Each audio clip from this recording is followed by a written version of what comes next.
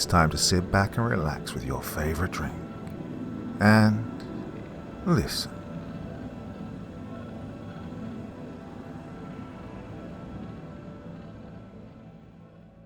The Night Prowler by Jrubas. Part 1. Kevin Turner threw back his head and let out a long groan. Before him, spread out across the coffee table, the scattered papers of the Mancini file stared mockingly at him. Statements, crime scene photos, blah, blah, blah. Sighing, Kevin rubbed his grainy eyes. It was barely 9:30, but he'd been going over the mess of papers since he got home at 4, and he felt like he was going to conk out right here. A tall, thin man with grey and brown hair and stubble that seemed to always crop up no matter how much he shaved. Kevin was sitting between the couch and the coffee table, his shirt sleeves rolled up and empty containers of Chinese food close at hand. His blue eyes were faded and bleary, and when he moved his head, a twinge of pain streaked up the back of his neck. He was only 41, but some days he felt older. Other days, when he was working on a big case, he felt younger, stronger, as though he could go for days on end without rest. Until he actually tried to, that is, and then he turned into a sleepy grump with a headache and coffee breath. He looked at the papers in front of him, and his eyes crossed, vision blurring. All right, he thought sourly. Fine, I'll knock off for the day. Happy? No, he wasn't. Kevin was the type of man who, once he got involved in a project, couldn't pull himself away until it was finished. If he tried, it would haunt his mind and nestle like cold grease in the pit of his stomach. He couldn't sleep well when something was undone, and his thoughts would always go back to it, even at the most inappropriate moments. A door slammed and Kevin jumped. "Oh, jeez, Dad," Dylan said. He was standing by the kitchen island, a can of Coke raised partly to his lips. He was tall, like Kevin, but thinly built, with a sweep of chestnut-brown hair and soft hazel eyes, both of which came from Michelle. He was wearing ripped jeans, a black band tee, and a short-waisted leather jacket. "Why are you all dressed up?" Kevin asked. Dylan rolled his eyes like Kevin was an idiot. Maybe he was. The show? For a moment, Kevin had no idea what the boy was talking about, and then it hit him. Oh, shit. Dylan played in a band with a couple of his friends. Well, if you could even call it a band. That wasn't a knock against his son, but they didn't even play instruments. They had a laptop and headphones, and that was about it. Dylan was a walking encyclopedia of knowledge when it came to new wave, dance, K-pop, house, electronica, and other strange music that Kevin had always thought was dumb, but he knew next to nothing about other genres. Can you believe this guy thought Nirvana was a 70s folk band? He and his band had been together for 3 years, playing nights and weekends in the garage. Well, they were pretty good, Kevin thought, and that was only half bias. But tonight was their first real show, at a bar in Santa Monica, and Kevin wanted to be there. Dylan was grinning. "No, you can't come." It wasn't a question. Kevin opened his mouth to speak, to make some excuse or justification, just as he had a million times before, but Dylan cut him off. "It's okay, really. I mean, who wants their old man hanging around anyway?" Well, it was supposed to be a joke, but it hurt Kevin. He could see a faint glimmer in Dylan's eyes, and to him it looked like disappointment. Well, disappointment was a look he was used to seeing in his son's eyes. Being a homicide detective meant missing out. Little league games, school plays, birthday parties. In an instant, Kevin's mind flashed back over all the events he'd missed, all the memories, and his heart clenched. "Yeah, I'll be there," he always told himself, but he wound up working instead, so lost in the pursuit of justice that hours passed like minutes. "Oh, I'm sorry," Kevin heard himself saying, slipping into the apology like an old glove. It occurred to him he'd said those 2 words to Dylan more than he'd said anything else to him. Dylan smiled. "Really? It's fine. Don't beat yourself up about it." He finished the soda and tossed it into the trash can. He slapped the quartz counter and pointed at Kevin. "Yeah, I'll see you later." Kevin muttered something as Dylan walked out. He turned back to the coffee table and sighed. God, I'm a failure, he thought. A failure as a father. Looking at the papers, Kevin felt a wave of disgust wash over him. God, you already miss your son growing up. You're going to miss everything else too. Well, when I finish this case, he thought, yeah, I'll make it up to him. But truth be told, he was tired of having to make it up to Dylan. Just not tired enough to stop. Dylan Turner lit a cigarette and leaned against the stone mailbox as he waited for his ride. He took a deep drag, held it, and let it out slowly. Blue smoke hung in the dry air like nuclear fallout over a black, bomb-blasted hellscape. He scanned the houses on the other side of the street, all stucco siding and terracotta roofs, wilted palms overhanging brown front lawns that crunched when you walked across them. Oh, another summer, another drought. He pinched the filter between the thumb and forefinger of his right hand, pulled it away from his lips with a flourish, and blew another plume. Yeah, it's okay, Dad, I don't mind, he'd said. I don't care that you never have time for me. Totally fine, man, really. But it wasn't fine. It was the opposite of fine. Well, maybe it isn't cool to want your father's approval. Maybe it isn't cool to want to hang out with him and shit like that. But Dylan honestly didn't give a fuck what was cool. It really hurt that Dad never had time for him. It hurt that every time he went to go see if they could do something together, he got shot down again and wound up feeling 2 inches tall. Yeah, it hurt bad. Taking another drag, he glanced down the street as a pair of headlights appeared, creeping slowly forward. It drew closer, and he recognized Sean's Trans Am. He flicked the cigarette away as the car pulled up and went to the passenger side door, pulling it open and climbing in. Sean, black with short dreadlocks, sat behind the wheel, a satisfied little grin on his face. Hey man, Sean said as Dylan slammed the door behind him. You ready for this? Oh, I'm ready, Dylan said. I've been ready a while. Well, not as long as I have, Lyra said from the back seat. She leaned forward and kissed Dylan on the cheek. Tall, with long dark hair and freckles, she was older than Dylan by 6 months, a fact that she'd never let him forget. Sometimes he wondered why he put up with her. Then they had sex and he remembered. Dylan turned his head and their lips brushed. Her eyes were big and sparkly in the semi-darkness. She was more excited for this than him and Sean combined. She pecked his mouth and drew away with a laugh when he stuck his tongue out and licked her bottom lip. Oh, none of that, man, she said. It's bad luck to French before a show. Who the hell told you that? He asked as Sean pulled away from the curb. Oh, common knowledge, dude, she said. Well, Dylan snickered. Yeah, common knowledge, totally. As the car crept away, Dylan spared one last look at the house, catching a fleeting glimpse of a shadow in one lighted window. It might not be cool to be disappointed that your dad can't come to your show, but Dylan was really disappointed, and if that made him lame, then he was lame. Super, mega lame. At 11:58 p.m. on the evening of June 28th, the killer left the freeway and followed Martin Luther King Jr. Boulevard west toward Limart Park, passing shopping centers and restaurants flanked by tall, wavering palms and low, bushy tangles of California live oak. Though it was nearly midnight, the streets were alive with activity, the night haunted by pimps, pushers, and prostitutes. In front of a 24-hour grocery, a group of black men talked and took turns drinking from a bottle.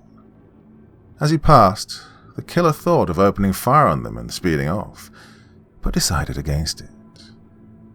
The wind fluttered his long, scraggly hair, and his Coke bottle glasses slid down his nose. They were too big for his face, but he wore them anyway. Yeah, he had his reasons. After several blocks, he turned onto Southwestern Avenue, which ran past Martin Luther King Elementary and Martin Luther King Park. Lots of Martin Luther King. Yeah, it tells you what kind of neighborhood this is. Before coming to Exposition Boulevard, the killer swung onto West 38th Street a short wide avenue lined with small middle-class homes, their yards tiny and fenced in, their pitched terracotta roofs reaching for the mess of power lines overhead. He parked at the curb behind an old Monte Carlo and killed the engine, leaving the radio on. Motley Crue was singing Looks That Kill. The killer lit a cigarette and inhaled. The smoke made lazy whirls in the summer air. The killer liked Motley Crue. He liked most of the classic metal bands, even Dokken. Well, compared with the shit on the radio now, even Bon Jovi was good. The killer liked a lot of things, not just music. He liked reading, for one. At home, he had a library dedicated to serial killers, mass murderers, and mobsters. Oh, and he also liked attention. Oh, yes. How nice to rise above the masses. To be someone in a world of vacant-eyed no-ones. At one time, he thought he might be a musician or a writer, hell, even a politician. He could do it, too. He could make the world love him. But infamy, the killer decided, is better than fame. Fame fades, but infamy doesn't. Who knows Greta Garbo, Fatty Arbuckle? No one, that's who. But everyone knows Hitler. People will never forget a man like that. And not only did they never forget, they became obsessed. They loved reading about it. It fed something in them. Oh, they smiled and tucked their shirts in, but when they got behind closed doors, they were all just as sick as they said he was. The only difference is that he was done playing society's game. Bundy, Dahmer, and Gacy had found their fortunes. Tonight the killer would find his. The books, the movies, the TV specials, all of it would be his. He tittered at the thought of what was to come. He especially looked forward to the climax. Across the street, a battered Chevy pulled into the driveway of a small stucco house, its headlights washing across the garage. Two women tumbled out, a short brunette and a tall blonde. The blonde said something to the driver and laughed. The car then backed into the street, swung left, and honked. As it passed, the killer got a good look at the guy inside. Middle-aged, bald, glasses. The girls let themselves into the house, switching on a light as they went, the dark windows suddenly afire. The killer took a drag and watched. He'd been watching the house for nearly a week, and he knew the rituals of the inhabitants better than he knew his own. There were 3 of them, all students at the University of Southern California. The blonde and brunette worked at a restaurant waiting tables. The redhead worked for the newspaper and usually got home around 4 in the morning. Too bad. She'd miss the fun. The killer waited nearly an hour. Motley Crue gave way to Metallica, who in turn gave way to Crocus singing Our Love. Midnight Maniac would have been more appropriate, but he didn't complain. At 1 a.m. he reached into the passenger seat. In his lap the murder kit was heavy and warm, as if it were alive and waiting. From its shadowy depths, he selected a knife, a roll of duct tape, and a heavy flashlight. Ready, he grabbed the ski mask from the glove compartment and, after a brief inner debate, took the pistol as well. He pulled the ski mask on, and then a pair of black leather gloves. He used to wear latex, but he switched to leather because the killers in giallo movies always seemed to, always wear them, and he liked the killers in giallo movies. He flexed his hands and gritted feverishly at the leathery sound they made. Oh no, Frangella. Knife hands, the serial stabber has escaped from knife prison. Ready, the killer got out of the car and crossed the street. At the foot of the flagstone walk, he paused and swept the street with his gaze. A car passed on a cross street, but otherwise the neighborhood was silent. The light was still on in the living room. At the door, the killer knocked.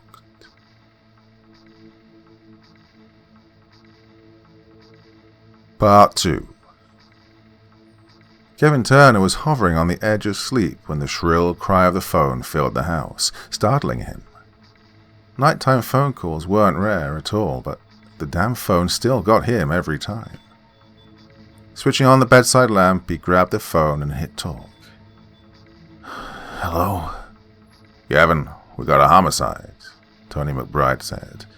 Tony was his partner and had been for nearly 10 years. "Where?" 252 West 38th. "I'll be there." Kevin hung up the phone and got out of bed, his mind clear and his body tense. He dressed mechanically, pulling on pants, a white shirt and a brown blazer. The house was dark and quiet. He stuck his head into Dylan's room. The boy was face down on the bed, snoring. Probably got shit-faced after the show. Oh, Kevin wished he'd gone. He wished he'd done a lot of things, though. What's one more? Outside, the night was warm and quiet, the air redolent of flowers. Next door, a mass of roses, marigolds, petunias, tulips, and 1,000 other flowers crowded old Mrs. Johnson's tiny Cape Cod. West 38th was 18 blocks south, just west-southwest of the campus of the University of Southern California. Not the best neighborhood in the city, but not the worst either. As he navigated the nighttime surface streets, Kevin wondered what he'd find, as he always did before walking into a homicide. He liked to think he was used to death and depravity, but every cop had that one little thing that got through their armor no matter how long they'd been on the force, or how tough they were. And for Kevin, it was kids. You know how many homicides in the City of Angels involved children? Too goddamn many. Once he walked into a house where a guy hacked his twin daughters up with an axe. 2 little blonde girls, 6, one in a pink dress and the other in overalls. When Kevin walked into their bedroom and found them strewn across the floor in pieces, he turned right back around and walked out. Sometimes he still had nightmares about it. And on those nights, he always got up and checked on his son. 10 minutes later, he pulled onto West 38th. Down the block, several black and whites were parked at the curb, their rack lights dancing blue and red. He pulled in behind one of them and cut the engine. Across the way, uniforms moved in and out of a small bungalow. He saw Tony McBride by the door, talking to a cop. Tall and thin, Tony was dressed in a light brown windbreaker and a pair of jeans, his badge clipped carefully to his belt, opposite his piece. Kevin got out and walked across the street. When Tony saw him, he lifted a hand. "What are we looking at?" Kevin asked. It's a bad one," Tony said, gesturing into the house. 2 victims, female, stab wounds. Their roommate walked in on it. The guy came after her, but she got away.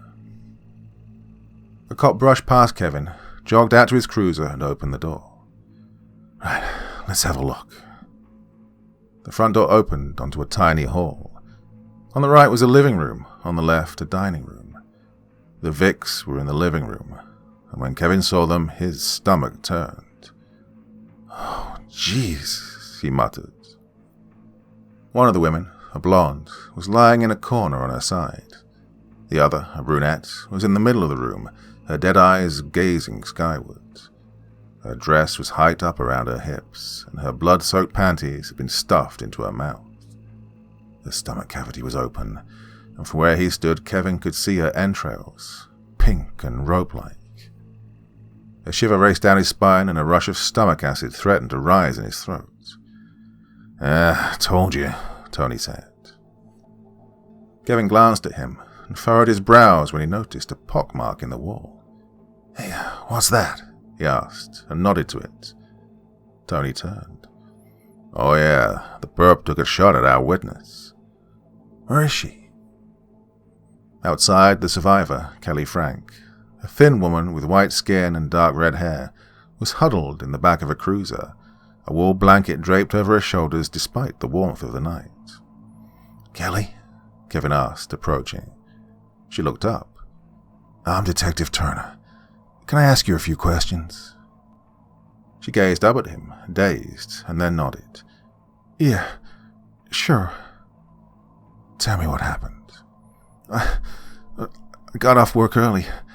I came in and I saw him." She trailed off, her throat visibly contracting. "Look, it's okay if it..." She shook her head. "He was raping Linda." She's the brunette," Kelly nodded. Well, he heard me. For a minute I was so scared I couldn't move. Then I saw the gun in his hand and I just ran.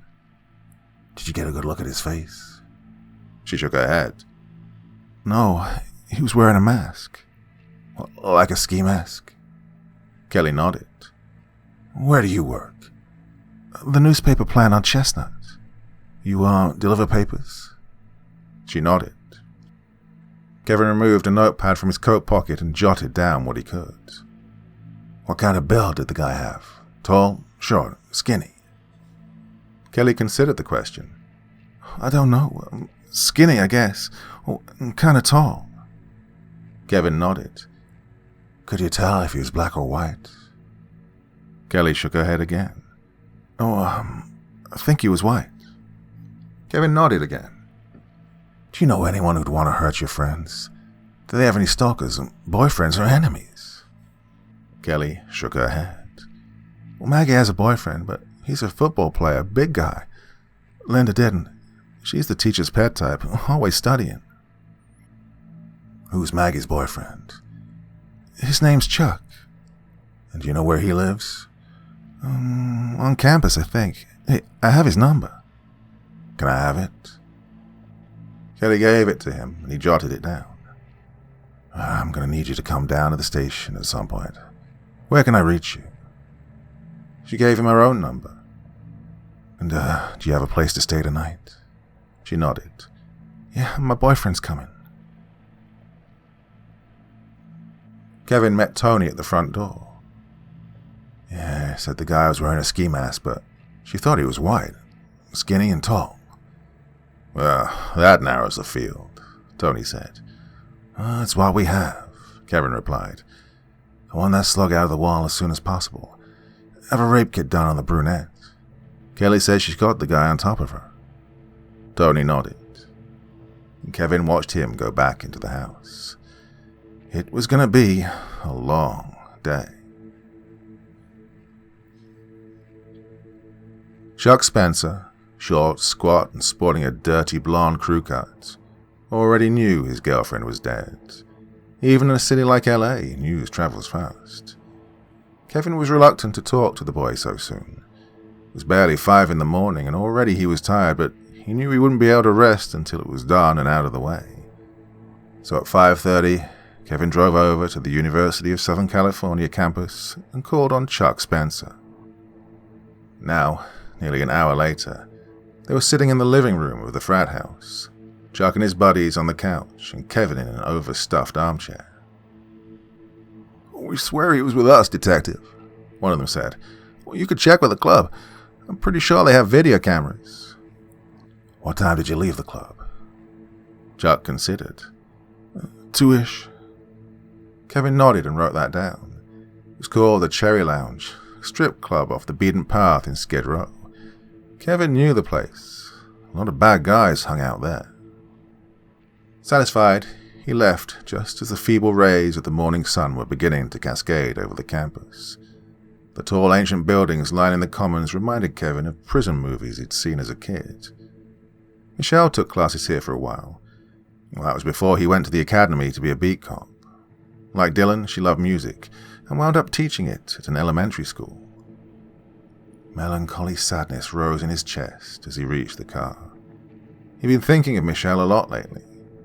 He missed her so bad sometimes it ached, and when he was in bed alone at night, he occasionally hugged her pillow to his chest, her lingering scent comforting him.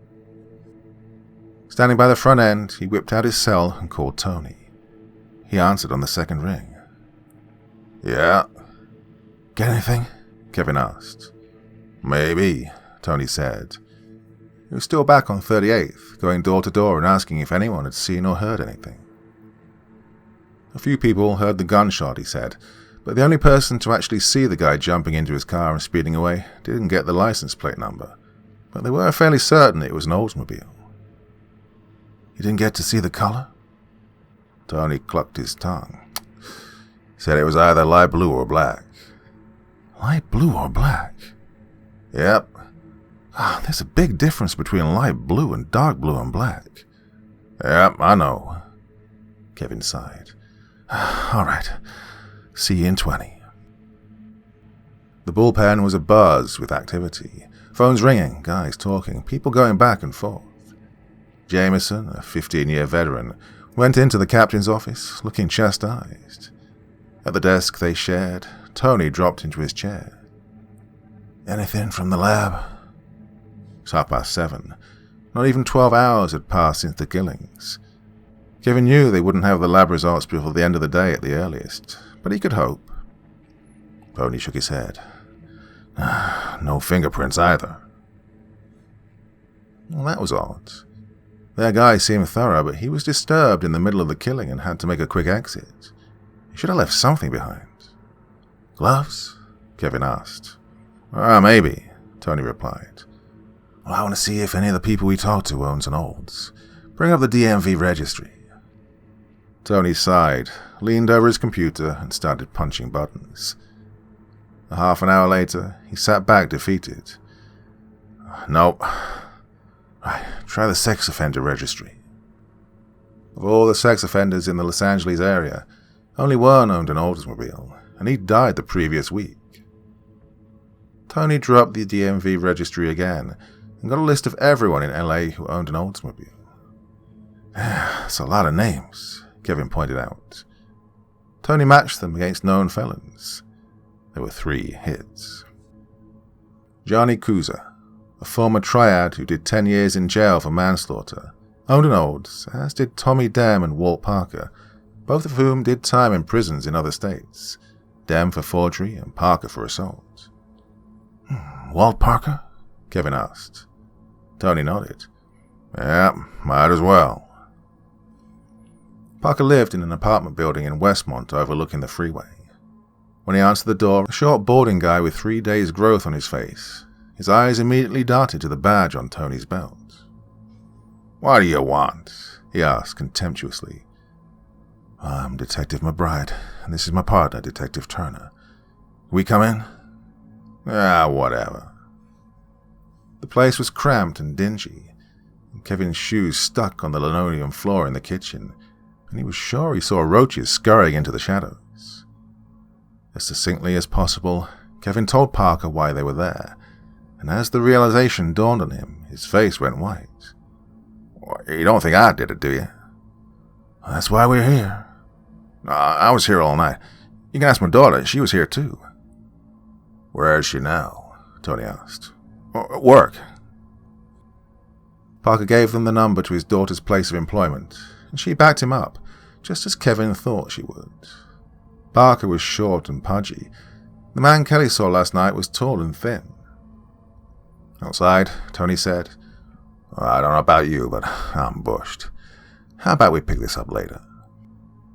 Kevin checked his watch. It was just after 10. He felt as though he'd been up for 2 days, which in fact he had.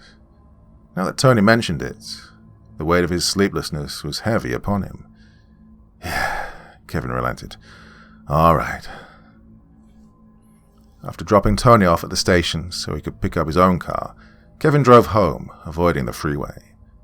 The morning was bright and hot, and by the time he reached his driveway, he was so tired he didn't even think he'd make it into the house.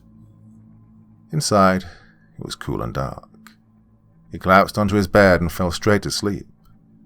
His last waking thought, as it usually was of Michelle.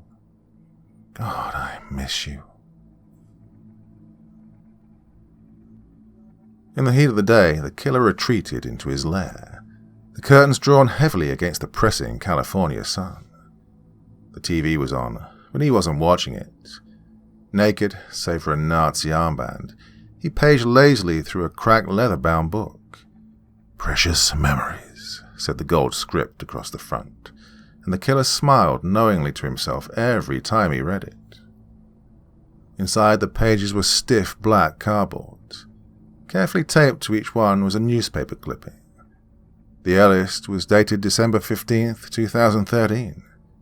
Man attacked in home, blared the headline. Below that, Studio City man beaten with tire iron. The next was dated December 28th, 2013. Man shot, wounded in Encino. The most recent was dated June 1st, 2018. Woman beaten, raped, As the killer flipped through the book, his mind drifted. It started more or less when he was 15. At night, when the world slept, he'd walk the neighborhood, his hands shoved deep into his pockets. Whenever he passed a house with blue TV glow in the window, he'd stop and wonder what it would be like to kick the door in. How would the owner react? What would they do? What would he do? The subdivision he lived in at the time covered 20 acres north of the city, an endless nervous system of streets, roads, and avenues lined with expensive houses and fat, ancient trees.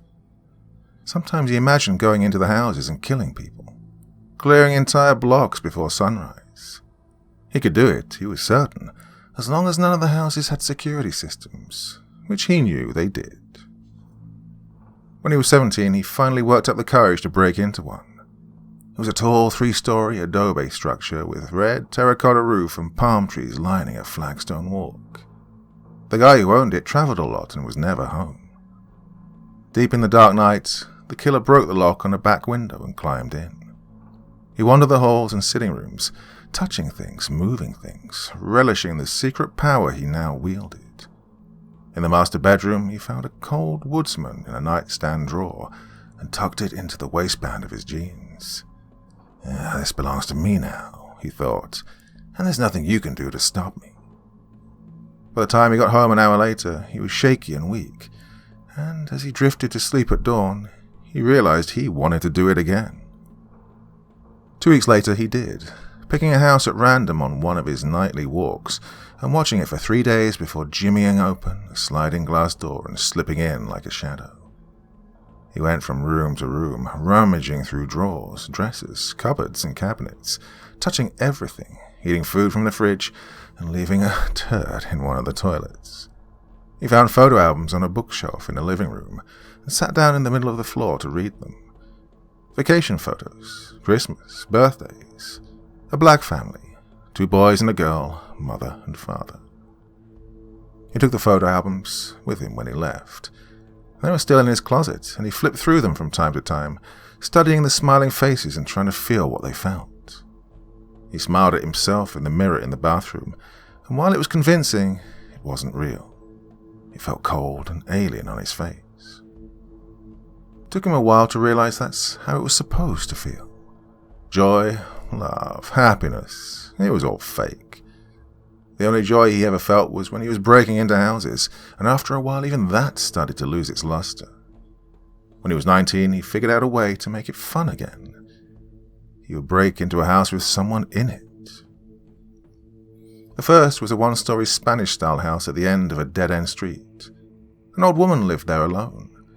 Her name was Mrs. Johnson, and she was a teacher at one point.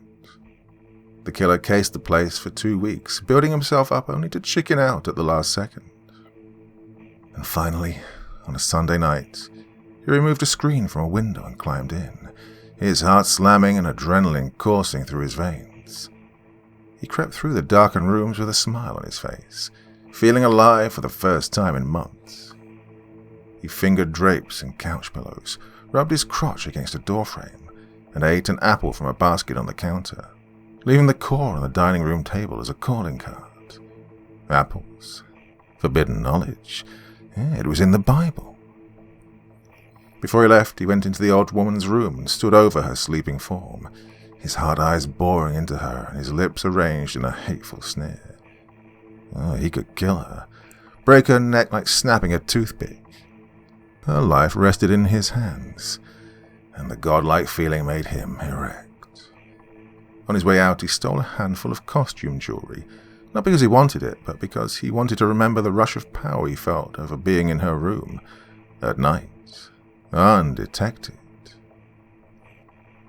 He did it again 3 nights later, breaking into a house through the back door. Ancient linoleum cracked underfoot, shadows flared across walls, and in one of the rooms off the main hall, a TV played.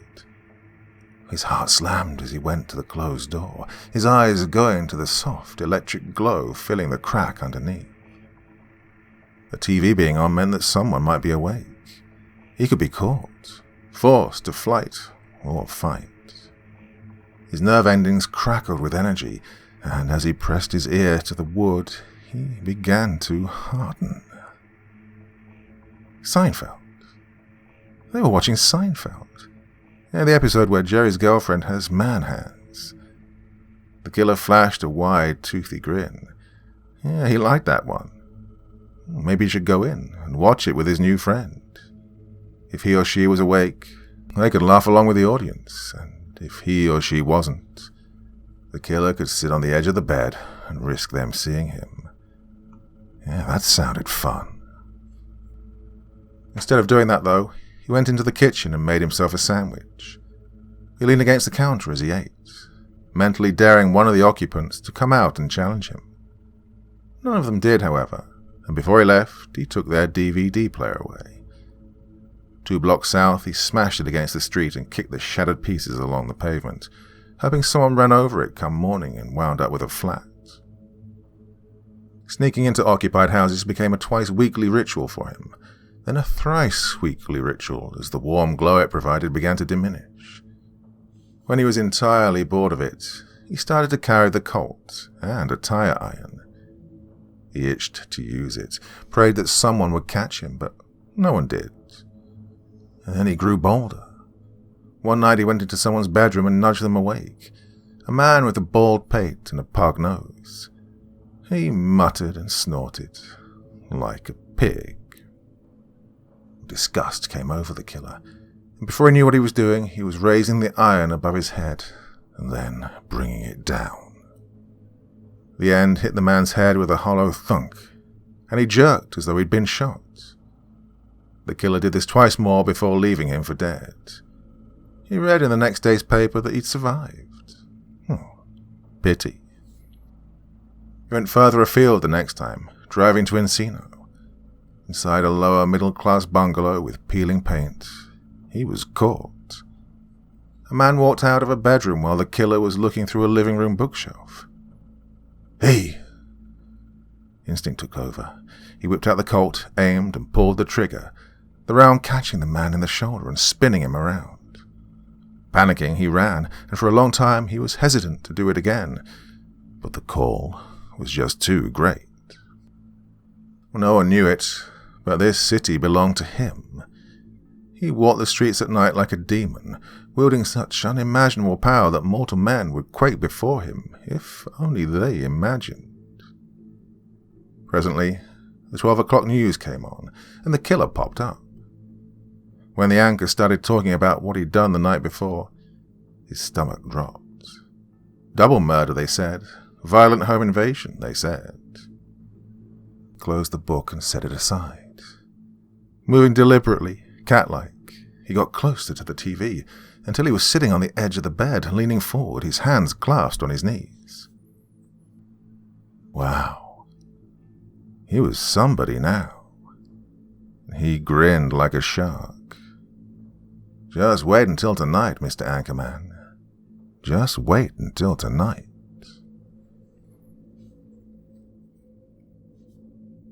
Part 3. Kevin Turner came slowly and groggily awake in a spill of weak afternoon light. He was lying on his stomach, the side of his face buried in the pillow and his knees digging into the mattress, elevating him slightly. Blinking the sleep from his eyes, he stared at the face of the digital alarm clock until the numbers made sense. 5:45 p.m. Sighing, he rolled over, kicked his legs over the edge and sat up, his head spinning. He raked one hand through his white hair and rubbed the heel of his palm against his aching temple. It had happened again. The dream. Hot tears welled in his eyes and he blinked them back. He saw Michelle on the backs of his eyelids, her face sunken, skin wan, eyes muddled grey with sickness and coming death. As always, he was standing by her bedside, her hand in his, just as he had in real life. Only in the dream she wasn't dying. She'd already died but come back and was dying again. Her touch was cold, dry, that of a corpse. And when she spoke the words, "I love you, Kevin," her voice was a hissing rattle. He never dreamed of her any other way. They had nearly 25 happy years together, so many precious memories, so many laughs and tender kisses. But he only ever dreamed of her sick and dying. With a sigh, he got to his feet and shuffled into the master bathroom on socked feet, snapping on the light and peeling out of his wife-beater. Next came his pants, underwear and socks. Naked now, he turned the water as hot as he could and got into the shower, where he let the water cascade over his tense, tired body. Not for the first time, he considered retirement. He was just over 10 years from his pension, something that every homicide detective works toward. But he didn't know if it was worth it anymore. The stress, the hours, the not being there for his son. He let that thought trail off and sought refuge in the only thing he had to hide himself behind. Work. The ballistics should be back by now, and maybe, just maybe, they'd gotten lucky with a witness. When he was done, he got out, toweled off, and then went into his room. He took underwear and a pair of grey pants from the dresser and pulled them on, then a white button-up. He shrugged into his shoulder rig, clipped his badge to his belt, and slipped into a grey sports coat. After putting on socks and shoes, he went into the kitchen and found Dylan leaning against the counter while waiting for something in the microwave, his arms crossed over his chest and his head bowed. He looked up when Kevin entered and smirked. "Hey, look who's up." "Barely," Kevin said, going to the fridge. He opened it and grabbed a can of Coke. "Yeah, it was an early day." "Yeah, I figured," Dylan said. "You were gone when I got up. Somebody do something wrong?" Kevin chuckled and took a long, grateful drink, the liquid cold against his dry throat. "Well, 3 somebodies," he said. Dylan's brow furrowed in confusion. 3 people were done wrong, or 3 people did somebody wrong? Triple murder. Dylan winced. Before Michelle had died, Kevin discussed his cases with her.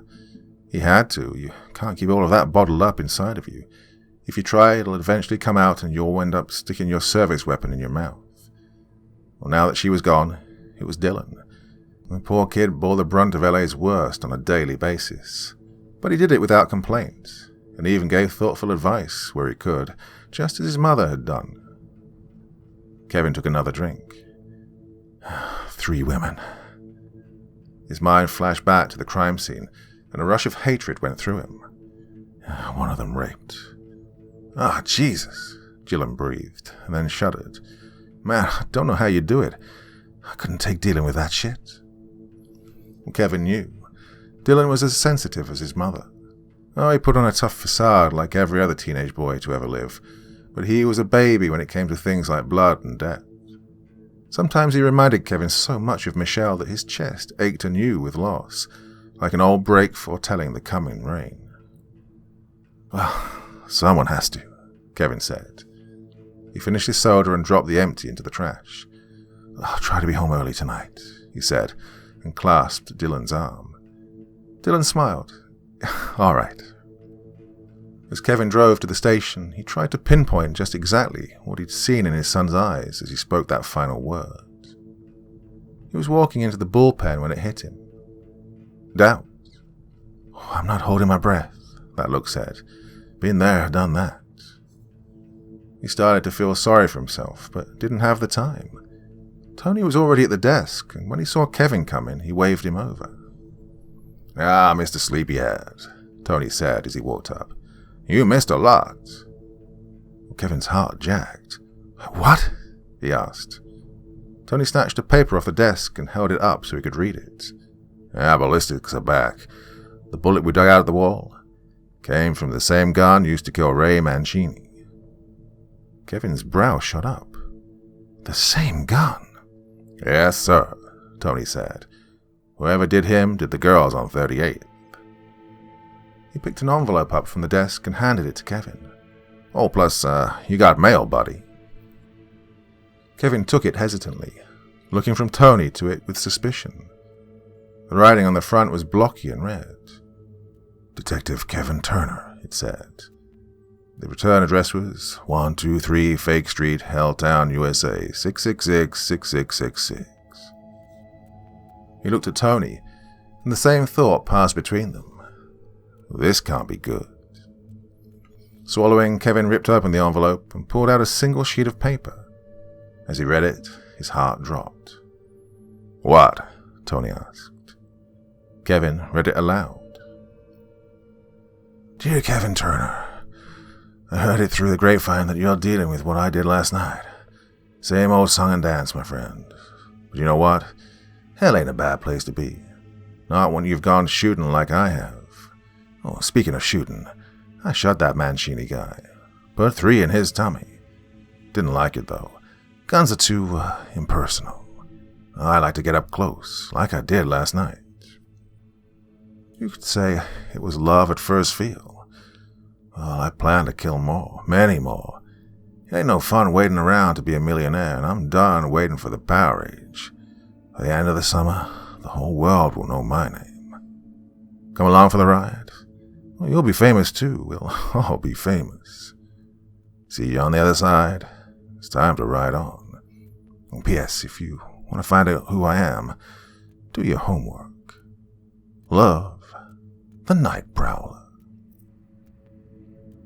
Though Tony was fairly dark, his face was white now. Kevin scanned the note again, his guts tightening with every pass until he felt like his stomach was going to squeeze out of his mouth. You know what this means, don't you? Kevin asked. Tony nodded. Oh, yeah, he said. They were dealing with a serial killer. After meeting with Captain Reynolds, Kevin called Dylan. He answered on the 3rd ring. Hello? Hey, it's me, Kevin said. He was standing in the hallway. Cops were moving around him, some speaking, but many silent. Hey, Dad, what's up? Kevin licked his lips. Look, something came up. Something big. I won't be home for a while. When a case blew up the way this one had, Kevin slept in one of the conference rooms off the hall he was standing in. He didn't know if he'd do that tonight. He wasn't planning on it. But he knew like hell he wouldn't be home before midnight at the earliest. He felt a twinge of shame when he told his son this. All right, Dylan said. I'm out with Sean and Lyra anyway. I probably won't be home until midnight either. Well, Sean was the lead singer of Dylan's band, and Lyra was Dylan's girlfriend. Though she wasn't officially their manager, she knew people, thanks to her rich daddy. And in fact, it was her who booked last night's show. All right, then. I'll call you later. Okay, Dylan said. I love you, Kevin said, and he meant it. Yeah, I love you too, Dad. Kevin lingered for a moment, not wanting to hang up, but sat the phone back on the cradle. Was it his guilty conscience, or had there been a hint of disappointment in Dylan's voice? He decided there hadn't. Dylan was almost a man now, and he understood how things were. At least Kevin told himself that. It was easier on his heart to think Dylan understood the way his mother had. Sighing, Kevin got up and went into the day room. Patrolman Peter Nasher, whom Kevin had known for years, sat with a rookie at one of the tables, showing the kids something on his phone. Hey, Kevin, Nasher said. Come check this out. Kevin poured a measure of coffee into a styrofoam cup and walked up to Nasher, bending to see over his shoulder. Yeah, what's up? Kevin asked. Nasher held the phone up so Kevin could see better.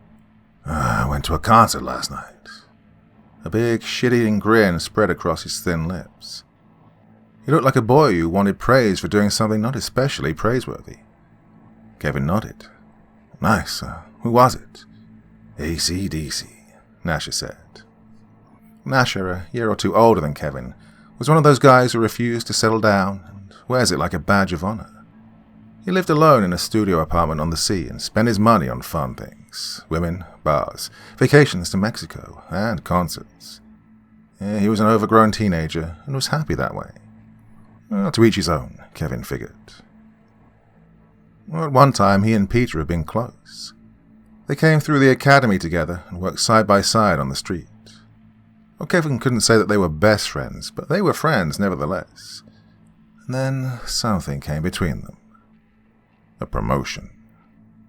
It was always women or a promotion. Those two things had ruined more friendships over the years than anything else. Kevin and Peter both wanted on homicide, and they both went for the same opening. Kevin got the promotion, and Peter didn't. And that was all there was to it. was no blowout, no cinematic rants that, it should have been me. They no longer worked together, and though Peter was always amicable when they met, Kevin could sense his jealousy. It was always there, bubbling just beneath the surface, visible but only as a brief shadow. Well, that was a long time ago, and Peter had gotten over it by now. Their friendship, however, had never recovered. Might be the last tour, Nasher said. Well, AC/DC was a little before Kevin's time, and because of that, they were a mystery to him. You might recognize a few of their songs if you heard them on the radio, but he knew nothing else about them. Well, maybe, Kevin said. Hey, you working tonight? Nasher shook his head. I got vacation time. I'm leaving tonight. You have some fun for me, huh? Nasher grinned. Oh, I will. I'll have a lot of fun. Back in the bullpen, Kevin sat at his desk and took a long, hot sip as he went over the letter again. Do your homework, the killer had said. What does this clown think police work is? It's all homework. Do your homework. First of all, how did the killer know that he, Kevin Turner, was the lead investigator on this case? The letter wasn't addressed to anyone in general. It was directed at him. Lucky guess? Well, maybe, but he didn't really believe that. Did he know the killer? Well, he wanted to laugh out loud at how stupid that was. Of all the people he knew, none of them could do that. No, he doubted he knew the killer, but the killer knew him. Kevin finished his coffee and went back to poring over the note. Let me guess, Lyra said when Dylan hung up the phone. Your dad's working late again? They were sitting in the back of Sean's car, cruising aimlessly through the more fashionable parts of LA, near Beverly Hills, which were the only places that were still safe to aimlessly drive. Lyra's expression was one of concern, and Dylan almost hated her for it. Yeah, he finally said, the words tasting bitter on his lips. He tried to keep the resentment from his voice, but he didn't do a very good job of it. What's new, though? A soft frown touched Lyra's lips. Well, you know he loves you, right? He let out a humorous laugh. Do I? You know, he's always doing this. His fucking job's more important than anything else. It was more important when Mom was alive, and it's more important now. He roared with anger and forced himself to take a deep breath. Lyra rested her head on his shoulder, her way of trying to comfort him, and once again, because of Dad, he felt 2 inches tall. God, he keeps missing important shit, Dylan said. He sounded burned out. He felt burned out. Let's say something to him, Lyra suggested. Dylan sighed. We couldn't. I don't want to make him feel bad, he said. I know he doesn't mean to do it. He's just got a lot going on, and he doesn't need me hurting his feelings. Yeah, but he hurts yours, Lyra pointed out. Yeah, he did. In the front seat, Sean said, Wait until he's done and take him out for a date night.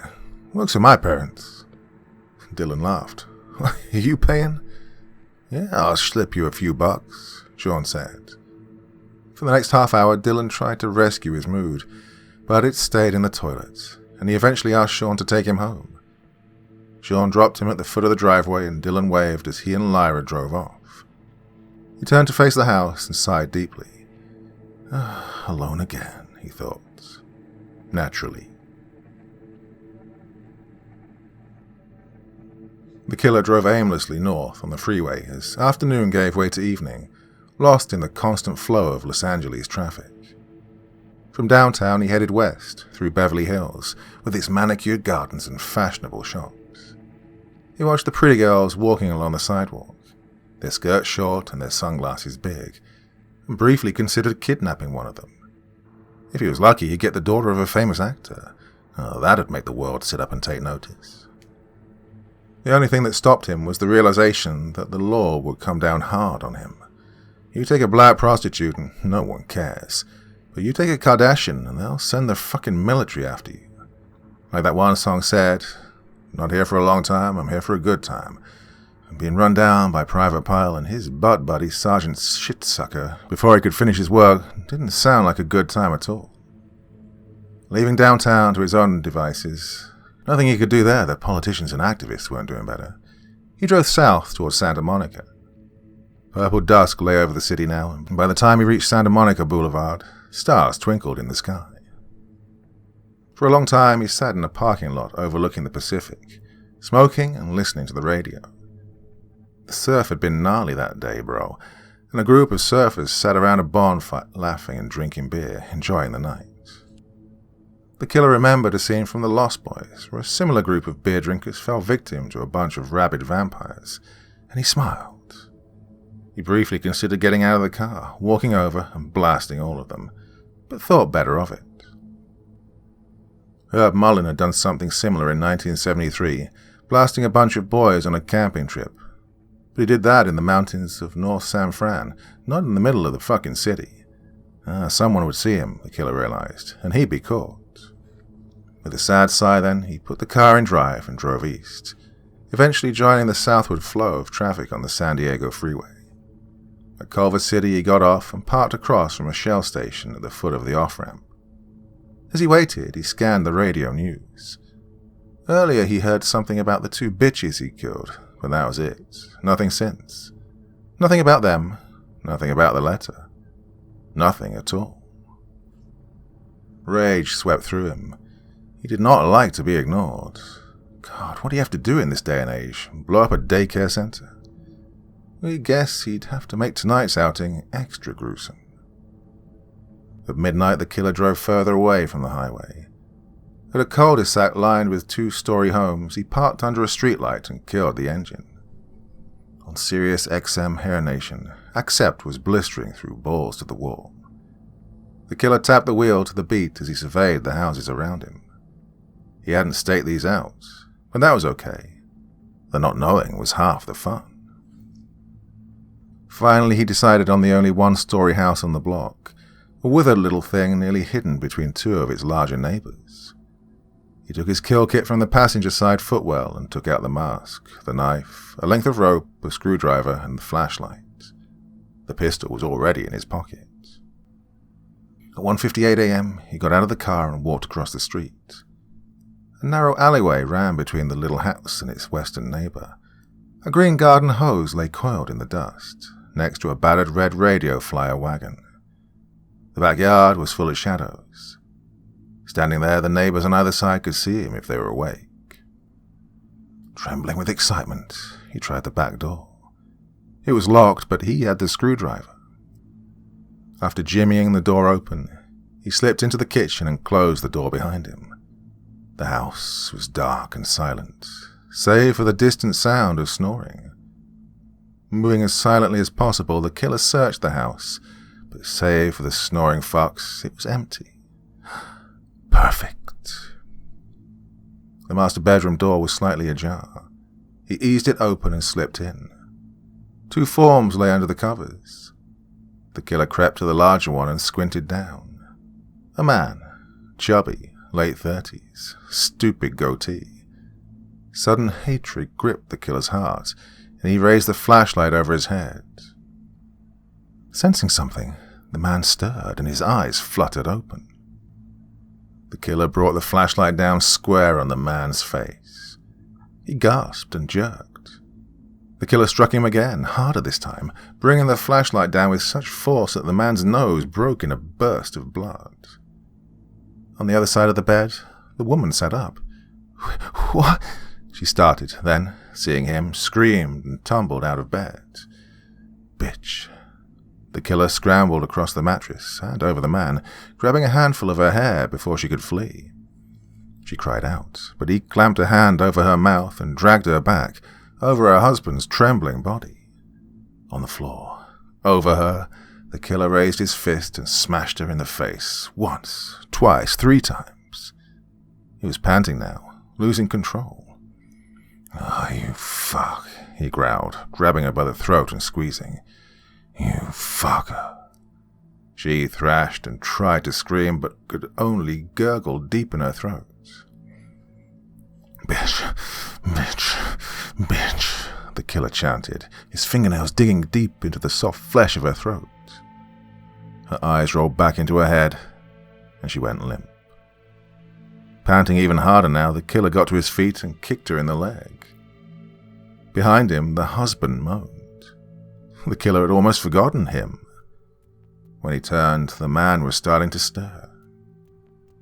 The flashlight was on the floor where he dropped it. He grabbed it and hit the son of a bitch again and again.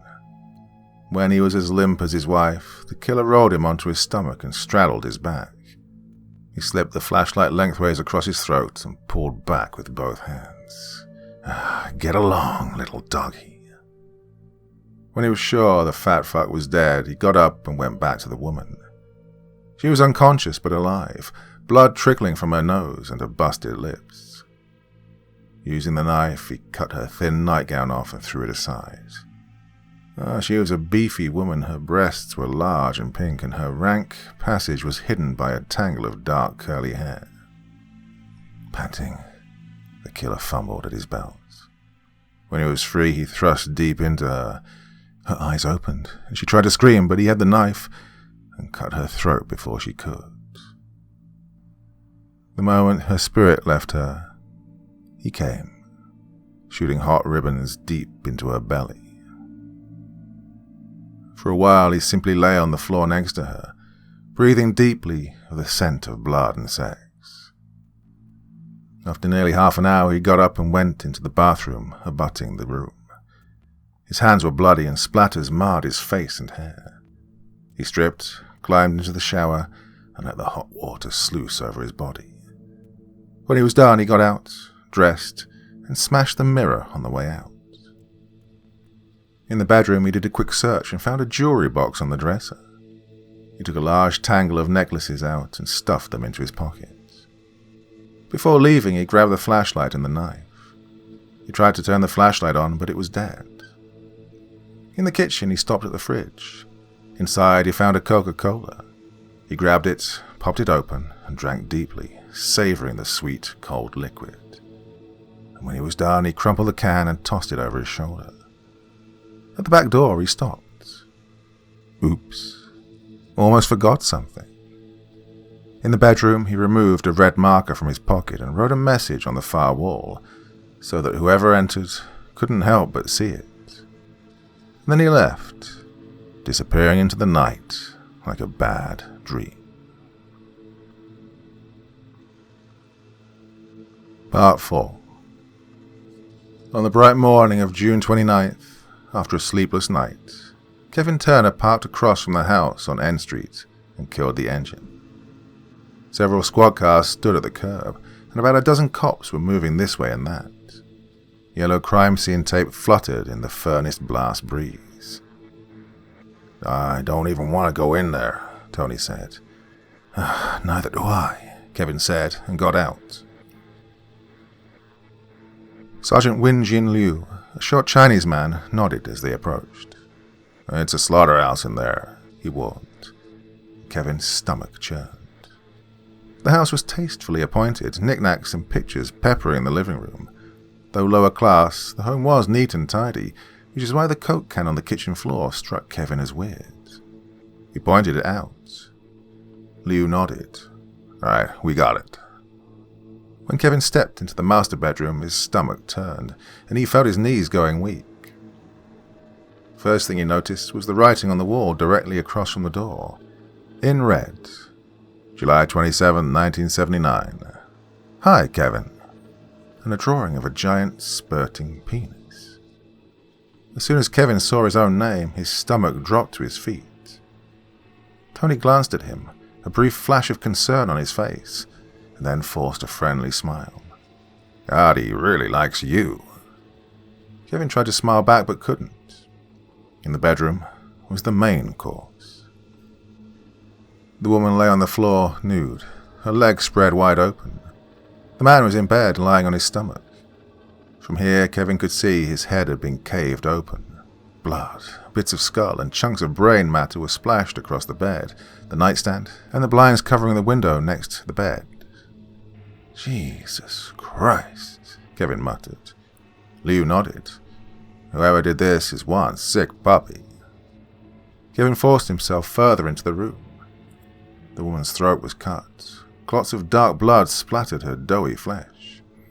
"Oh, we gotta stop him," Kevin muttered, speaking before he even knew he intended to. "We gotta stop him." "Well, we gotta find him first," Lou pointed out. And that was easier said than done. Once they had everything they needed, Kevin and Tony left, and Kevin was grateful to be out of there. After the relative dimness of the bedroom, the day was even hotter and brighter than before. Kevin slipped on a pair of sunglasses and followed Tony to the car. A group of worried neighbors stood by a length of yellow crime scene tape and talked among themselves. Kevin and Tony went over to question them, but none of them knew anything. A half hour after walking out of the slaughterhouse, Kevin and Tony left, Tony driving and Kevin staring out the open window. His eyes were grainy and his face coated in sweat. The furnace breeze blowing through the window felt good. "Hey, I don't get it," Kevin said. "What?" Tony asked. "Why me?" Kevin asked. Ever since he'd seen his name on that wall, it had been eating away at his mind. He remembered Dylan, and his stomach clutched so hard that he almost choked. "And what if he comes after my kid?" Tony shook his head. "Nah, not gonna happen. He's just messing with you. Wants you off your guard. I don't know who this guy is, but he's not your average Ted Bundy. He's movie level." Kevin stared out of the window and nervously chewed his thumbnail. "Who is he? How did he know I was on the case? Why did he address that letter to me?" For that, Tony had no answer. Maybe he's someone you put away." Yeah, that made sense. You put someone in jail, and instead of taking it on the chin, they wanted revenge. They were clearly fucked in the head and were going to do this anyway, but they were bringing him into it. Who could it be, though? They had to know that he was assigned to the case. At the very least, they had to know he was a senior investigator and might get assigned to it. Well, that could be anyone. He glanced at Tony. Even him. By the time they arrived back at the station, the news had broken. 4 people dead in 2 days, brutally murdered in their own homes after midnight. In his sun-washed office, Captain Reynolds, a tall, lanky man, sighed and threw his head back. "I've been getting calls all morning," he said. "TV, newspapers, goddamn media will turn this guy into the bogeyman by the end of the day." And with fear came pressure. Kevin knew that well enough. When a serial killer was running around hacking people up, everybody wanted him caught, and if the police didn't pull an instantaneous capture out of their asses, people would be mad. The mayor would be on their case, because if people got mad and stayed mad, her ass was out of a job. The commissioner would be mad, the people of LA would be mad, and it was like fighting a 2-front war. "Any evidence?" Captain Reynolds asked. "A footprint in the side yard," Tony said. "Under the window. That's pretty much it. Most of the surfaces were clean as a whistle. Not even the Vic's prints." This guy is tidy," Captain Reynolds said. "I hate tidy." He looked at Kevin and furrowed his brow. Usually Kevin was the one who gave the status reports. All during their meeting, however, he'd been staring steadily into space and biting his nails. "Hey, what's on your mind?" Kevin exhaled through his nose. "I'm scared," he imagined himself saying. "Scared shitless." Out loud, however, he said, "He knows me. Whoever this guy is, he knows me." You think he's inside the department?" Reynolds asked. Kevin swallowed. "Hope not." "Who could he be then? Past arrest?" "Maybe," Kevin said. He choked, not wanting to admit his own fear. "I'm worried about my son." Captain Reynolds nodded his understanding. "I'll have a man posted outside your house round the clock until we catch this guy. In the meantime, check that date he left against every known fella in the city. Maybe it's an arrest date, birth date, something. Means nothing to you, right?" Kevin shook his head. "All right, then. I'm holding a press conference at 3 this afternoon. I'd like to have some information by then. Don't expect it, but would be nice." "Already?" Kevin asked. Usually Reynolds held off on presses. The mayor's worried she'll lose her election. Crime's up, druggies are dropping everywhere, stores are being cleaned out. Now a serial killer. She won't address the other stuff, but she can sure as shit address this." Bitterness crept into his voice. The marriage between the department and city leadership had always been strained, but in today's climate, it had all but broken out into open warfare. An hour later, while searching for the meaning of July 27, 1979, Kevin was startled by Tony. "Hey, we got a lead," he said. "What's that?" "Guy at a shell station by the freeway a mile from the crime scene said he saw a strange car parked across the street. There 2.5 hours last night." "What kind of car?" Kevin asked, his heart swelling. "Light blue Oldsmobile Cutlass." They arrived at the station less than an hour later.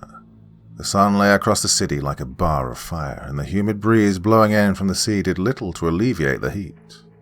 Smog hung overhead, and seeing the buildings downtown through the haze, Kevin could almost believe that he was in a horror movie. The guy who spotted the Oldsmobile was a mechanic at the auto shop attached to the gas station, a short fat man with curly black hair and glasses. He was waiting outside when they arrived, his arms folded over his ample bosom. He was wearing a pair of light grey overalls stained black with grease, motor oil, and 1,000 other less nameable things. When Kevin shook his hand, it was warm and slimy, and he had to fight the urge to wipe it on his pants leg. His name was Charlie Ward. He'd been working here since 2005 and knew the area like the back of his hand. "Well, as you can see, it's mainly businesses." The little slice of Culver City, cast in the shadow of the raised San Diego freeway, was crammed with auto shops, factories, and garages. The buildings here were faded brick, the walls and metal roll-top doors splashed with graffiti. "Things shut down early. You don't have many people hanging around. About 10, 11 last night, noticed this car parked at the curb across the street. I could see somebody sitting in it. He never moved. Never got out or anything. I thought maybe he was waiting for somebody, but after a while, I thought maybe he was bad news, I was about to call the cops when he started the car and drove off." "Which way was he going?" Kevin asked. "What, that way?" Ward replied, gesturing vaguely east. Toward the crime scene. You didn't happen to catch the plate number, did you?" Tony asked. Ward shook his head. "Nah, I'm sorry." "Well, did you get a good look at the guy?" Ward shrugged one shoulder. "Saw him as he drove off. Streetlight sort of fell on him, and I kind of saw him." "Oh, white? Black?" Tony asked. "Oh, white," Ward said. "It was definitely white. Maybe light-skinned Hispanic." "Did you see any features?" Kevin asked. Ward shook his head. "Well, he had hair. Eyes. I think his hair was either brown or pale red, but can't really say." Kevin pursed his lips in bitter disappointment and jotted that down. He snapped the notebook closed. "Oh, thank you, Mr. Ward. You've been a great help." "No problem," Ward said. "I hope you catch the guy. Heard he cut someone's head off and punted it into the traffic. God, sick motherfucker." Well, the legends were already beginning. Back in the car, Kevin said, "If we could only get those plate numbers." Tony nodded.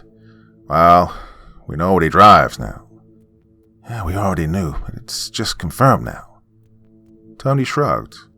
"Yeah, better than nothing."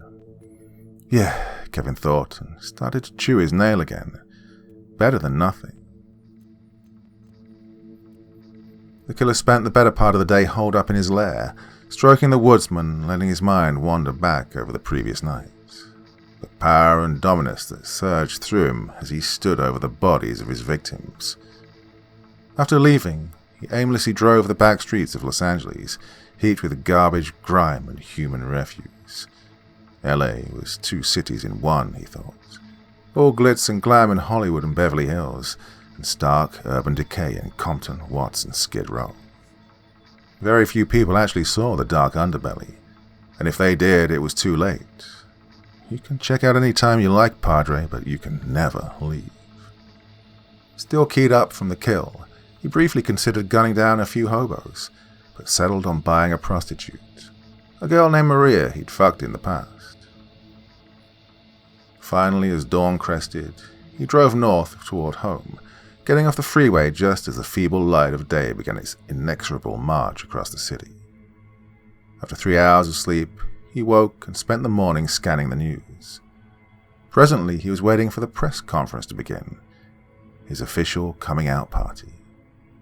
When it started, he set aside the woodsman, which he'd been holding absent-mindedly, and moved closer to the TV. Kevin wasn't around for the press conference, but he and Tony saw it on the TV mounted to the wall above the bar at Louis on Palms Boulevard. Everybody in the place craned their neck when it came on. Someone at the bar implored the bartender to turn it up.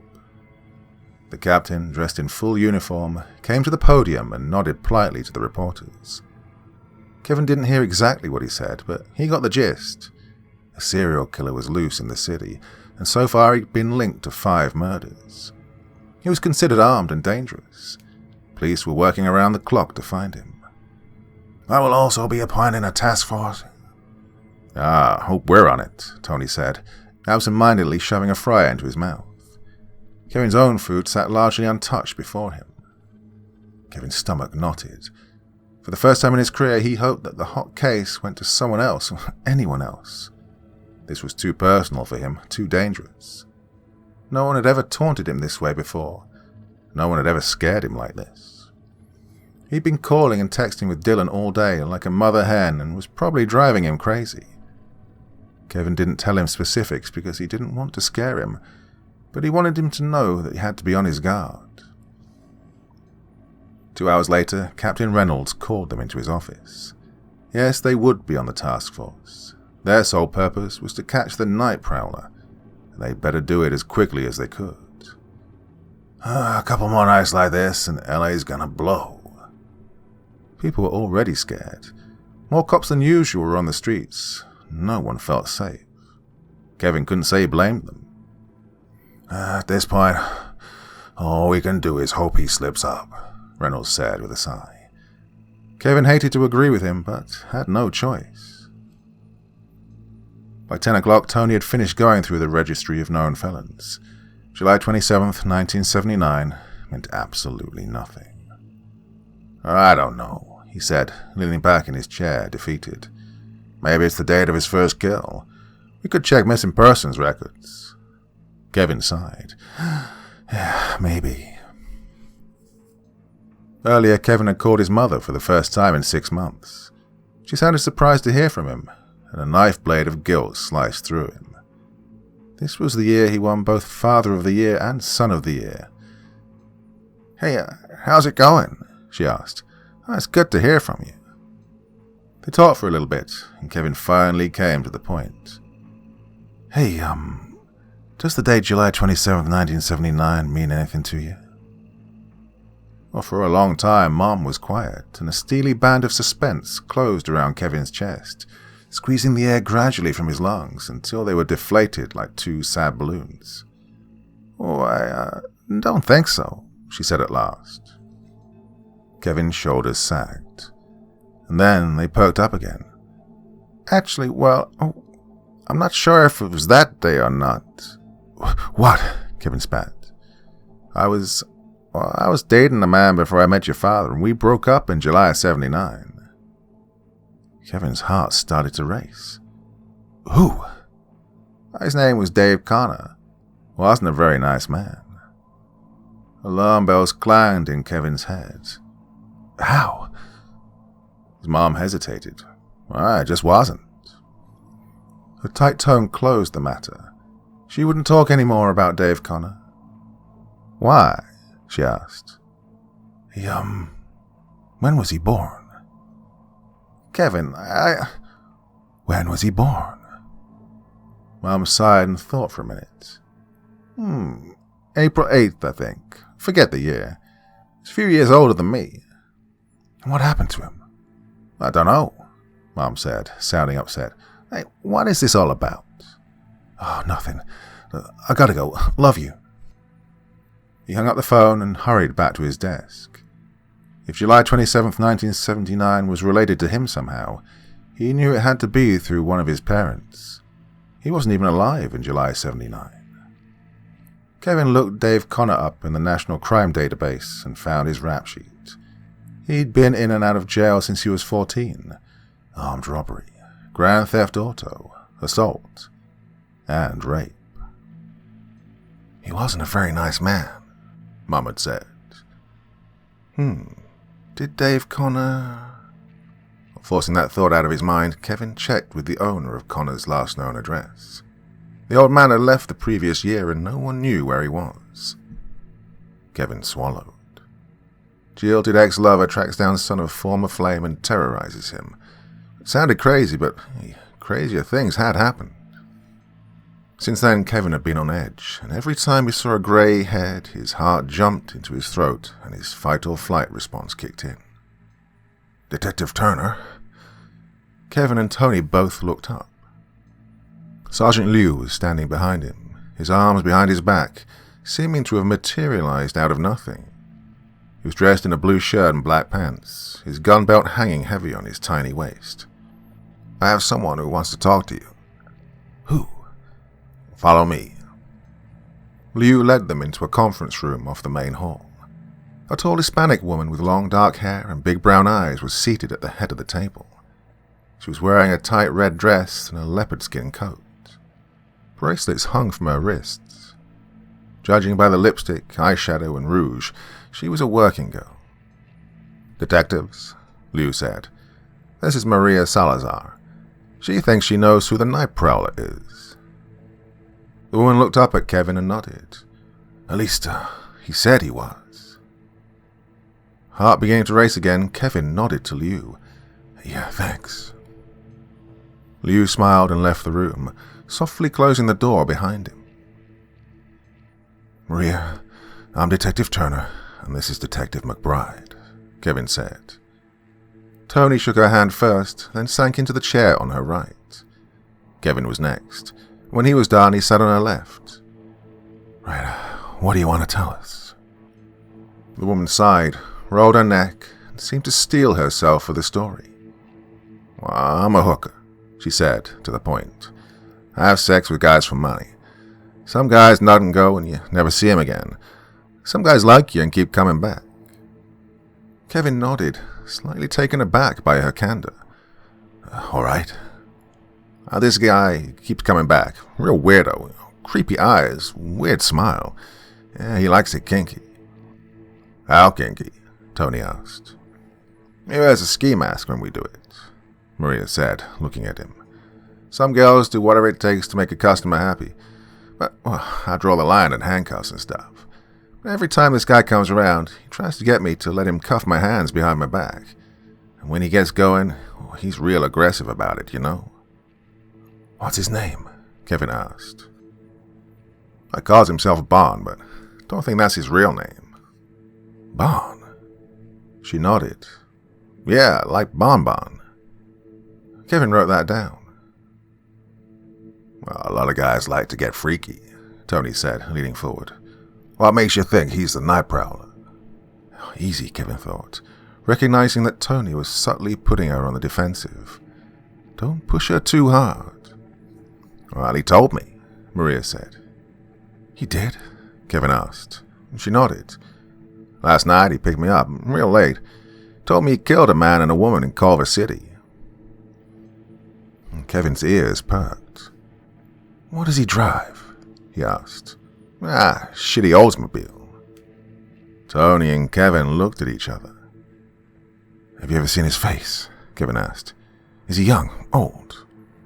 "Oh, I've seen it," Maria said confidently. Kevin looked at Tony. "Right, get a sketch artist, now." An hour later, they had a quick black and white portrait of Bon. "I never got a real good look at him," Maria had said. "He always just picks me up, and it's dark, you know." When they were done, Kevin stared at the blurry face of the man, the monster, who had been tormenting Kevin's every waking thought since that morning. It was a plain face, framed by scraggly hair, big Coke bottle glasses perched on a too thick nose. His chin was lumpy and misshapen. Something about the killer's features struck Kevin as, well, unnatural. Either way, it wasn't Dave Connor. Wherever the rapist was, he wasn't the Night Prowler. Still, there was something oddly familiar about that face. He'd seen it before. He didn't know how or where, but he was certain that he and the killer had met before. "Recognize him?" Tony asked. Kevin racked his brain, trying to remember where, when, and how he'd seen this face before, but nothing came. Had he arrested him before? Had he seen him on the street, on TV? No, he couldn't remember, so it must not have meant much at the time. "I think so," Kevin finally said. "Really?" Tony asked. Kevin hesitated before answering. "I don't know," he finally admitted. "I think I might, but look at his nose and chin." Taking the sketch, Tony examined it closely. "Why, you think they're fake?" Kevin opened his mouth and then closed it again. That wasn't what he was thinking, but now that Tony mentioned it, yeah, they did look fake. "Prosthetics," Tony supplied. "Like they use in the movies?" Maybe, Kevin said. "You know who he looks like?" Tony asked. "Who?" "David Koresh." Who the hell was... Suddenly Kevin remembered, and his spirits crashed. Koresh was that guy in Waco, the one who thought he was Jesus or something. For a second there, he thought Tony recognized him too. "So we're looking for a ghost now," he said dryly. "Might as well be," Tony replied. "Comes and goes like one." For the rest of the day, Kevin dug deep into the recesses of his memory to come up with how he knew that face. Sitting at his and Tony's desk, he stared at the sketch, willing something to come. At one point a name did come, but he instantly rejected it. No, it didn't look like him. Well, it looked like... He didn't know, damn it, and it was really starting to bug him. Sitting in his chair, he pinched the bridge of his nose and took a deep breath, which he then let out in a long exhalation. Before letting Maria go, he asked her to pass a copy of the sketch out to her friends. By 2 a.m, several dozen copies had been printed and distributed to offices on the street. Copies were also sent to every newspaper in the city. Well, that wasn't Kevin's call, it was the captain's, and it was a pretty stupid one if you asked him. If they let the killer know that they had his face, they'd blow their only advantage. Well, the captain was feeling the heat from the media and City Hall, however, and wanted to show everyone that the department was making headway. Politics and homicide, water and oil, they should never mix, but they often do. Way too often. East Los Angeles is home to a high density of Hispanic immigrants. The shops lining its streets are decrepit yet brightly painted. The houses are small and shabby, and the people are naturally distrustful of outsiders. As night fell over LA, the killer slipped into East LA on Whittier Boulevard and crept north past the storefronts and tall, towering palms. At 9 p.m, he parked in the parking lot of a bar and smoked as Croker sang Headhunter. A block southwest, tiny houses dotted dirty lots overlooking narrow streets. He figured that he'd wait until 1 or 2 and then be on his way. After an hour, he was listening to a repeat of the press conference on the radio, and a man appeared at the open window. "Sorry, Holmes, you gotta move," he said. The killer looked at him. He was short, bald, and wore a mustache-goatee combo. The killer reached into his coat pockets. $20, he asked. The man was unmoved. "Nah, you gotta go. This is a no-parking zone." The killer brought the woodsman up. The man saw it, his eyes widening. He backed up a step, and the killer fired. The bullet took him low in the chest, spinning him around and knocking him down. The killer put the gun away and drove off. 2 hours later, the killer watched from his car as the lights in the windows of the trailers clustered around the dirt horseshoe drive winked off one by one. The trailer he was interested in, an ancient single-wide, painted seafoam green, had been dark for an hour and a half now. At 3:10 a.m, the killer got out of the car, his murder bag slung over one of his shoulders. The soft soles of his shoes made no sound as he crossed the street, pausing when a dog barked in the distance. He waited, heart knocking, then stole into the yard at a quick crouch, his body black against the night. He crept up the stairs to the back door, the ancient treads creaking eerily beneath his feet. Shh, be quiet. Don't tell him I'm here. Supposed to be a surprise. Slipping a ski mask over his head, he reached into his jacket pocket with one gloved hand and took out a screwdriver. He worked it between the door and the jamb and finagled it until it popped open. He pulled the door open, looked around to make sure no one had seen him, and slid inside like a shadow. The trailer was dark and redolent of musk, mold, and age. He checked the bedroom at the end of the hall to his right, but it was empty and stacked with boxes. He moved through the kitchen and the living room, the furniture looming darkly from the shadows. He'd done this so many times before that he felt no fear, no trepidation. He lived in the night and walked in darkness like he was darkness. He stopped to touch things on the way, drawing power from them like a shaman deriving energy from blessed artifacts. Nice things you got here. Be a shame if someone fucking murdered you. At the bedroom door, the Night Prowler paused, listened, heard nothing, and opened it. A single bed sat in the middle of the room, a nightstand flanking it to the left. A dresser stood against the wall. The killer went over to the figure. In the half-light of night, he saw her face, old and leathery, her eyes closed and her lips slightly parted. She must have been in her 80s, if not her 90s. The killer tilted his head to one side like a curious dog. He'd never known his own grandparents. They were all dead by the time he slithered from the womb. He was glad for that, because he fucking hated boomers. He thought they were so great. Look at me, I collect Social Security. Flashing, the killer punched her. She jerked and let out a thin, feeble moan. His anger rising, the killer snatched her by the faded red hair on her head and yanked her out of bed. She crashed against the nightstand in a flash of legs and arms. Now on top of her, he punched her again. And she went still. Before he went on, he swept the house for anything of value, but didn't find anything worth taking.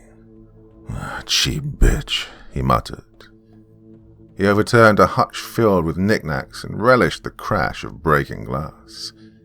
His anger, barely concealed at the best of times, overwhelmed him, and like a recovering drunk falling off the wagon, he gave in to the urges within. He worked his way from one end of the trailer to the other, smashing, kicking, punching. His lips curled over his teeth in a sneer of hatred as he crunched black and white photos beneath his boots. Fuck you, and fuck you. The fire within him burned bright, but also burned fast, and gradually the rage leaked from his heart like oil from a cracked transmission.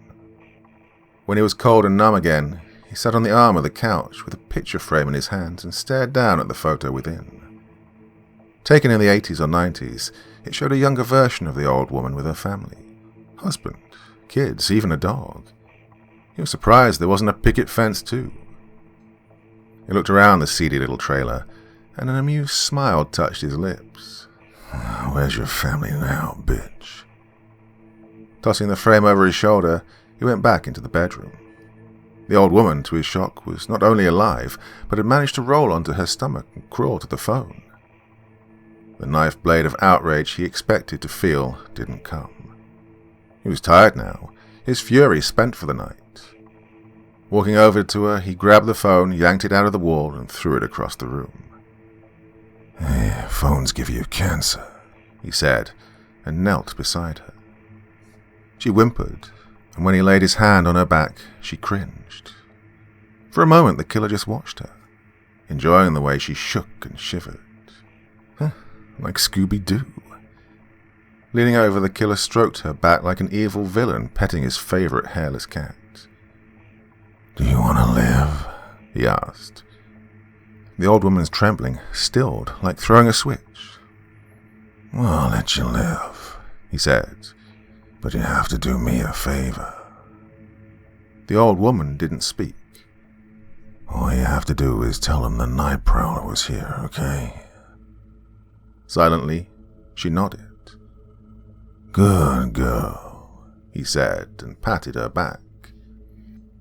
He got to his feet and stared down at her for a moment, then kicked her hard in the hip. A pained scream burst from her throat, and he laughed darkly. "Remember, tell him I was here." Outside, the killer stood in the night, breathing deeply. Before leaving, he took out his trusty marker and scribbled a message on the back door. Part 5. Mary Smith lay limply in the hospital bed, her face bruised and swollen. At 89, she was as tough as she was when she was a Navy wave during World War II. "He got me when I was sleeping.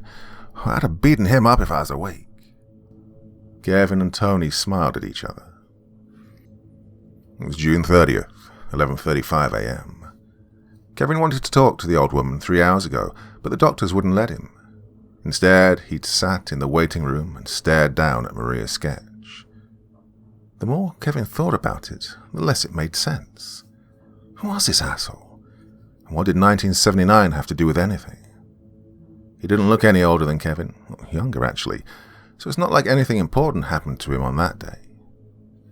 When he finally got in to see Mary Smith, he was tied in knots and felt like he was going to trip and bust his face on the floor. "Do you remember anything about the attack, Mrs. Smith?" Tony asked. She shook her head. "Not much.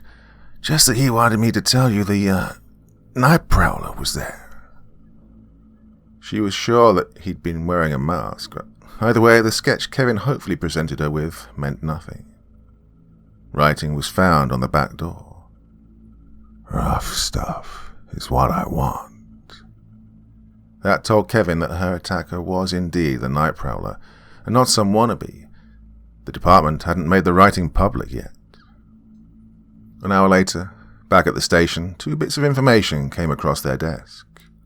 One, a shooting victim in East LA, was matched by ballistics to the Night Prowler murders. He was also alive. 2, a woman out walking her dog in Mary Smith's trailer park saw the Cutlers parked across from the old woman's house, thought it was weird, and jotted down the license plate number. Kevin stared down at the number with something like rapture, blood pounding against his temples. "We got you now, you bastard. We got you now." "I put an APB on it," Reynolds said, "and go see the guy in East Los." Hector Ramirez, a squat, powerfully built, bald man with a goatee, was propped up in bed when Kevin and Tony arrived, much as Mary Smith had been. Ramirez was in better shape than Mary Smith, though. "Yeah, saw the little fucker good," Ramirez said, nodding. He was like 25, 26, maybe a bit older. Kevin pulled out Maria Salazar's sketch and showed it to him. "Is this the guy?" Ramirez studied it for a long time before handing it back. "Ah, looks like him." "You sure?" The Mexican nodded. Yeah, that's him." Kevin's phone buzzed then. He took it out of his pocket and checked the caller ID. Captain Reynolds. "Hey, I have to take this," Kevin said, and stepped out into the hall. A man in soft blue scrubs was bent over the nurse's station, flirting with a pretty blonde behind the counter. "Hello." "It's me," Captain Reynolds said. "What's up?" The blonde smiled at something the man had said and softly shook her head. "Mayor Wilson, our lovely comrade at City Hall, just held a press conference on the Prowler." Oh, Kevin's stomach clenched. Something told him he wasn't going to like what the captain had to say. "She told the press we had his license plate number. It's all over the news." Kevin's jaw dropped. "What?" You could imagine Reynolds nodding. "Yep, now the son of a bitch knows what cards we were holding." Kevin fell back against the wall and let out a long, low sigh. "Playing politics," he said. "Yep," Reynolds agreed. "Like I said, she's pandering to the public. And fucking over our investigation. Now, our main advantage is shot to hell. Our only advantage." Kevin could cry. In fact, he kind of did. The killer turned off the TV and sat in the gloom for a long moment, planning his next move. He'd have to get rid of the cutlass tonight. He had plates from a dozen different states in the trunk, so until then he could slap a Massachusetts tag on it and cover it with duct tape. The sketch, however, well, that unnerved him. It wasn't a very good likeness, but if a cop pulled him over in the cutlass, even with a different tag on the back, it'd be close enough. Well, he'd be all right, he decided. Nothing would happen to him before his plans came together. He was special. Better. Smarter. He'd make it. At midnight, he parked the Oldsmobile Cutlass next to the Los Angeles River. Before he left, he carved a pentagram into the soft leather dashboard and left the broken, blood-covered flashlight propped upright in the driver's seat. He even belted it in. Click it or ticket. Done, he walked 2 blocks south. Around him, low industrial buildings gave way to shops and bars. Outside a nightclub called the Lego Lounge, he jimmied the door of a red Chevy, hot-wired the engine, and drove off into the night. A mile west, he switched the Chevy's plates with a battered Toyota. Back on the freeway, he drove south, enjoying the night and the music on the radio. At Huntington Park, he left the highway and found a suburban street lined with nice homes and palm trees. Before 4:21 a.m., he took his kit and walked around the back of a 2-story Spanish-style home with a red terracotta roof. He tried the sliding glass door, but there was a piece of wood in the tract, so it couldn't be opened. On the far side, he found a window that led into what looked like a den. Standing on his tippy toes, he removed the screen and lifted the sash. He expected a siren to scream out, but the night remained quiet. Climbing, he dropped silently into the living room. He closed the window and went off in search of the occupant. He found her upstairs, a lone woman huddled under the covers of a massive queen-sized bed. He watched her for a long moment. She was pretty, long brown hair, pert nose, soft, feminine features. The killer licked his lips and touched the woman's bare arm, his heart pounding as he began to get aroused. She stirred and muttered something. "Wake up," he said. "Now." Her eyes flew open and she sat up. The killer punched her hard, and she fell back onto the bed. He scrambled on top of her. She let out a scream, but he cut it off, grabbing her throat and slamming his fist into her face. When the fight went out of her, he grabbed her thin nightgown and ripped it off. Her supple breasts plopped out, the areola dark in the light of the moon. Panting now, he climbed off of her, grabbed the murder kit, and pulled out a roll of duct tape. Holding her hands together, he wrapped her wrists as tightly as he could, and then he ripped it off. Knife in hand, he rolled the woman onto her stomach and yanked down his pants. He was rigid and hard. And when he thrust into her, she came alive, yelping. "You like it?" She tried to squirm away, but he grabbed her by the hair and pulled her back. "Help!" she screamed. He punched her in the side. Her breath came out in an airless, and she tightened around him, and he nearly came. The door opened then. "Mommy?" The killer looked up. A little boy of maybe 9 or 10 stood in the doorway. He was wearing pajamas with footballs on them. "Run!" the woman screamed. The killer yanked her head back and sliced her throat open. Well, the little boy ran. Jumping out of his pants, the killer gave chase. The boy was descending the stairs when the killer caught him, grabbing the back of his pajamas and throwing him to the ground. "Oh, you little shit," the killer growled. He kicked the boy in his stomach. His rage was too great to contain, and he kicked and kicked and kicked. When the boy was still, the killer went back into the bedroom, pulled his pants up, and grabbed the murder kit. The woman had rolled onto her back. Her eyes were already starting to glaze. On the stairs, the killer stuck the woodsman against the boy's head and pulled the trigger. Gunfire filled the house. Kevin Turner slept for 2 hours and was up at 7. Dylan was in the kitchen, heating up a Jimmy Dean sausage sandwich. When Kevin walked into the room, Dylan smiled. "Hey, you do exist," he said. He was wearing a pair of tattered jeans and a black t-shirt. Don't remind me, Kevin grunted. He opened the fridge, grabbed a Coke, and popped the top. It was cold and good against his dry throat. How's it going on the Night Stalker front? Dylan asked. Night Prowler, Kevin corrected. All right, Night Prowler. Not as good as I'd like, he said. Briefly, he told Dylan about Mayor Watson's pandering to the press by leaking the plate number. Dylan laughed. What an idiot. That car's probably in a ravine in the hills somewhere now. The phone rang. Hey, we got the car, Tony said. And another 2 dead. Kevin looked at Dylan. Dylan looked worried. All right, Kevin said. I'll be by your place in 10. Then Kevin hung up. What's wrong? Dylan asked. We found the car. Well, Dylan smiled.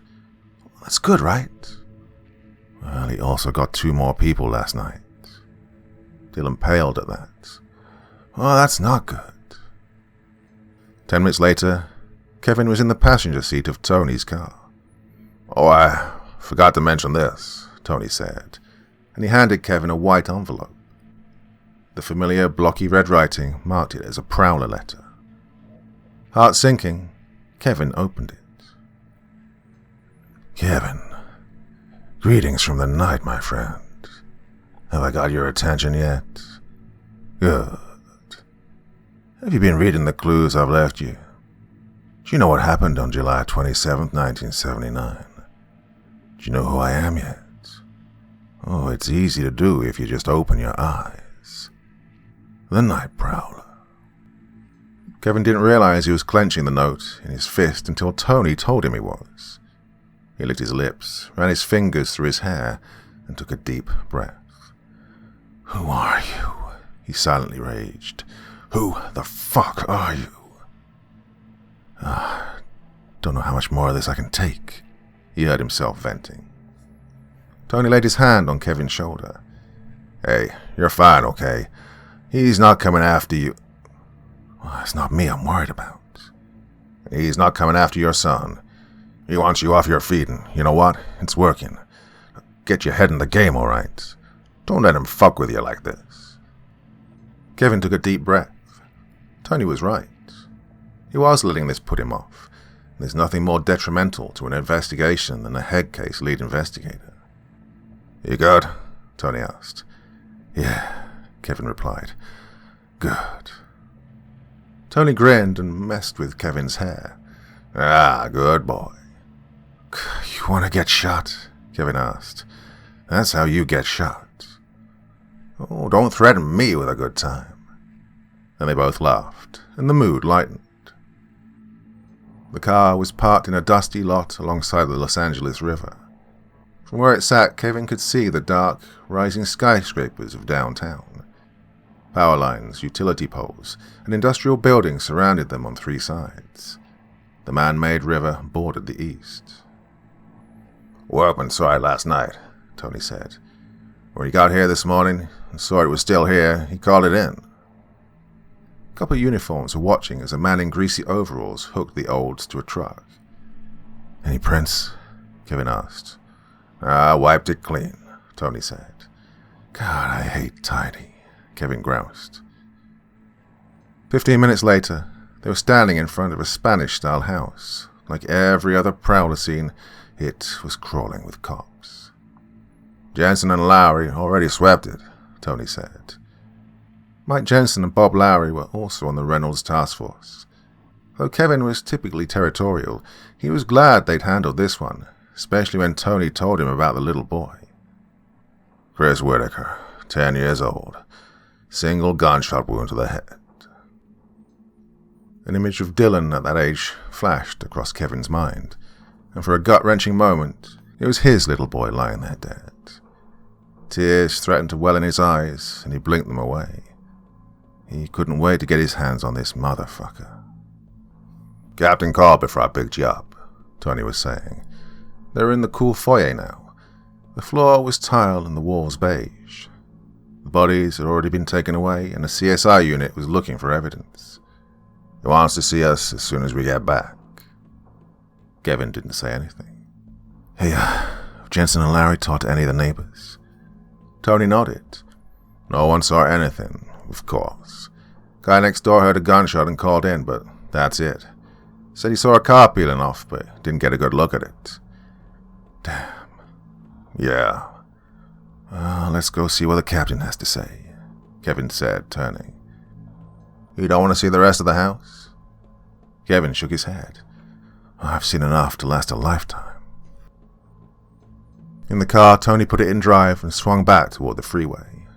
Over the raised highway, downtown glinted hotly in the dry sun. Why'd they put Jensen and Larry on this one? Kevin asked as Tony merged into the traffic. We can't get them all. We've been on this thing almost non-stop since it started. Well, I, for one, am glad they let me sleep in. Kevin couldn't say that he was glad. Well, sure, he was happy he missed the wet work, but still, the captain put another set of guys on his turf, and that didn't bode well. And speaking of the captain, what did he want to see them about? Was he kicking them off the case? God, Kevin hoped not. He wanted to be the one to bring this son of a bitch down. He wanted to make him pay for everything he'd done. You hungry? Tony asked. No. He hadn't been hungry in days. Well, I'm starved, Tony said. He pulled up to the curb of a roadside shack with a walk-up window and got out. You want a drink? Kevin shook his head. I'm fine. Okay, then. He got in line and Kevin's mind drifted to the killer's taunts. Do your homework. Find out who I am. It's easy if you try. God, what did that mean? He was still trying to figure it out when someone walked by the car and stopped to check his phone. Kevin looked up at him, and for a second he thought he was seeing things. The man put his phone away, sensed Kevin looking at him from the corner of his eye, and started. Pete? Kevin asked. Pete Nasher grinned. Hey, Kev. Fancy meeting you here. I thought you were in Mexico. Nasher shrugged. Plans changed. Had things to do here, so I figured I'd stick around. Tough break, Kevin said. Nasher shrugged again. Well, it is what it is. Hey, you free tonight? You can have a drink on me. Nah, I'm busy, Kevin replied. Too bad, Nasher said. Anyway, gotta shake a leg. See you. Bye, Kevin said. A few minutes later, Tony came back and Kevin slid behind the wheel to drive so that he could eat. When they pulled up to headquarters, the first thing Kevin noticed was the traffic. A crush of vans from every news agency in the city blocked the street. ABC, NBC, CBS, Fox. Reporters stood on the sidewalk talking to men with huge cameras on their shoulders. Kevin spotted a van marked CNN and groaned. God, it was turning into a circus.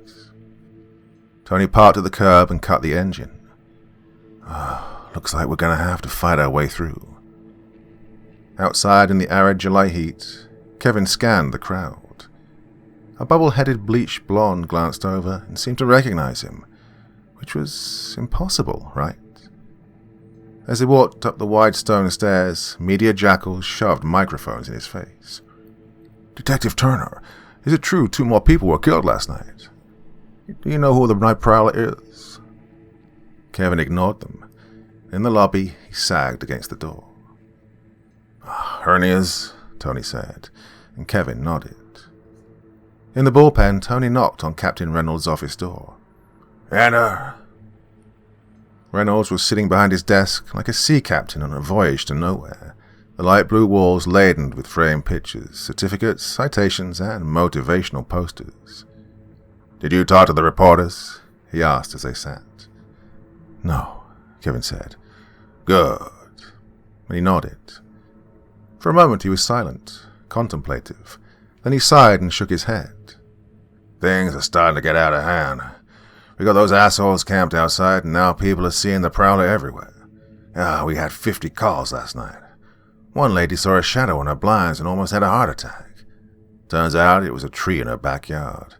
Been there 30 years. Kevin nodded. The city was starting to panic, and he couldn't really blame it. Here was a guy who slipped into houses in the middle of the night and brutally murdered whoever he found. No one was safe. The mayor's talking about bringing in the National Guard. Wants a goddamn curfew. She's been riding my ass since day one. It's all politics. Only thing that matters to her is how many votes she gets on election day. Kevin nodded. Well, we keep turning up empty-handed, and the task force is twiddling its thumbs. Turner, I'm putting you in charge. I know you want this guy more than anyone, so go get him. Well, the words came out so quickly that for a moment Kevin couldn't quite process them. Me? He asked finally, and Reynolds nodded. I want to meet later on. Delegate tasks, that kind of thing. If we don't have anything by next week, our lovely Fuhrer in City Hall will have the army shelling Wiltshire. So, you go catch this guy, okay? Kevin nodded dumbly. Just past noon, the killer piloted the stolen Chevy along Ridge Road, which snakes through the rugged hills surrounding the city. From here, he could see Los Angeles spread out before him like a metal blanket. Beyond, nearly lost in the haze, the Pacific glinted in the afternoon sun. The killer missed the olds and its satellite radio. No more Hair Nation for him. Today he was listening to a classic rock station playing the kind of boring, overrated crap he was sick of years ago. He'd already heard 3 Led Zeppelin songs and was currently working through his second Billy Idol track. Narrow and pockmarked with holes and fissures, the highway wound southeast past overgrown hillsides and the occasional McMansion. He'd always liked the hills. Looking out over the city, he felt powerful, the way a Greek god in Olympus must feel gazing upon the jagged Athena coast. He made his first kill in the hills above LA, becoming the killer instead of the dreamer. Her name was Tanya, and she was beautiful, tall, graceful, with long dark hair and hazel eyes. Her skin was warm and bronzen, and her lips tasted like candy. They were both freshmen in high school then. When he'd driven her into the wilds, he hadn't intended to kill her. He'd only wanted a quiet place to fuck her. But when she mounted him, his hands went instantly to her soft, fleshy throat, almost of their own volition, and as Korn's twisted transistor blared from the speakers, all crashing guitars and screaming vocals, he strangled her, his teeth bared and his chest pounding. Oh, she fought hard, but her head eventually lolled, and her hands fell limp. When he was done, he dragged her out into the grass and left her there for the vultures. As far as he knew, they'd never found her. Presently, he recalled the way he'd felt after the kill, shaky and trembling, surging with power and lust. He knew then how he'd become famous. No, scratch that. He knew then how he'd become infamous. Writing, art, music, none of that really fulfilled him. No, he didn't enjoy it. But he did enjoy killing. It was a shame he'd have to give it up so soon. Out of the hills, Ridge Road meets Westwood Drive, a long, rural stretch of highway salted with farms, trees, rocks, and the occasional house. Turning east, the killer followed westward for 3 miles before turning onto Wedge Road. Halfway down, a stone's throw from the city, but seemingly as isolated as the peak of Mount Everest, an old frame house with a canted porch loomed from the bush. An addition had been added since the last time he was here, a long, low shotgun shack jutting from the southern wall. Several boys lazily tossed a football in the front yard, a portly man with a beard and glasses watching from the sidelines. Judas Priest came on the radio then, and the killer turned it up. It was a sign. At the end of the road, the killer turned right, and behind him, the group home waited. As he drove back into the city, the killer searched his memory. When he was in school, a friend of his, if he could be called a friend, was sent to the group home for selling drugs in the hallway. His friend told him all about it. 6 boys, juvenile delinquents, lived under the watchful eye of 2 to 3 staff members, their every move regulated. He visited the group home once. The house itself was nice. A big living room and dining room, stairs leading up, 4 bedrooms, a narrow set of steps leading into the kitchen. If anything would put him on the map, push him head and shoulders above not only the faceless masses but also the Geens and Dissolvos of the world, it would be the murder of 9 people at once. Speck did the same thing in the 60s and was lost forever, but he also wasn't the Night Prowler. One last blast of blood and glory before the final blow. tonight, the killer thought, and smiled. Part 6. The Night Prowler task force was housed in a conference room several doors down from the bullpen. It was a wide room with dark blue carpet and light blue walls that Kevin thought were endlessly ugly. The big conference tables had been pushed aside and replaced with several small round tables.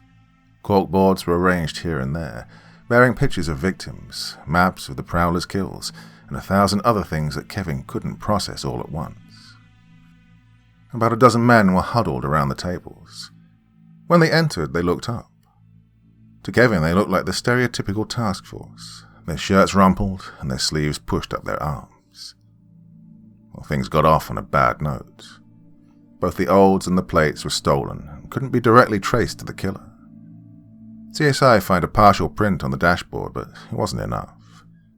Hair fibers that were roughly the same length and color as the killer's came back as phony. He wears a wig, Kevin said as he read from the report.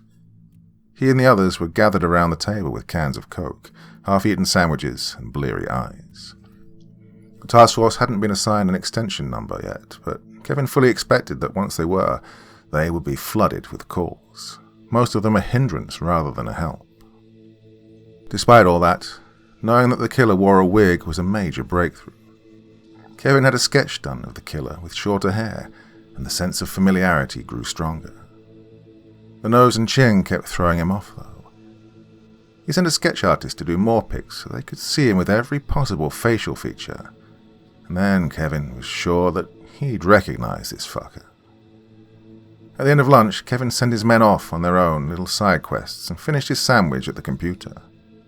He was doing this when Captain Reynolds popped his head in. "Your boy's here." Kevin nodded, put down his pastrami on rye, and followed the captain into the bullpen. Dylan was waiting by the desk, a duffel bag slung over his shoulder. Kevin had called the boy earlier to bring him an overnight bag. He was dressed in a red t-shirt and black jeans. When he saw Kevin, he winced. "Wow, you look like crap." "Thanks," Kevin said, taking the bag. "Well, I tried to fit the whole house in there, but no dice," Kevin said, smiling and shrugging. "This is fine."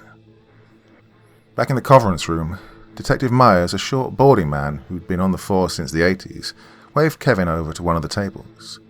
Detective Cho, a tall Asian, was sitting at a computer. "We might have something," Myers said. Kevin leaned over. "What?" "I was reading the first note again and something struck me," Cho said. "What?" "He was quoting song titles," Joe said. "Mainly AC/DC songs, so I checked the messages he left at the second murder scene." On the computer, a blown-up image of the bloody wall appeared. July 27th, 1979. AC/DC released an album that day, according to Google. Highway to Hell. Yeah, one of the tracks was Night Prowler. Kevin went cold as a memory stirred in the back of his mind. He knew who it was. Jesus Christ, he knew. Of that he was certain, but he just couldn't remember. There was something to do with AC/DC, something recent, something that stood out. However vague it was in his memory. Yes, he knew.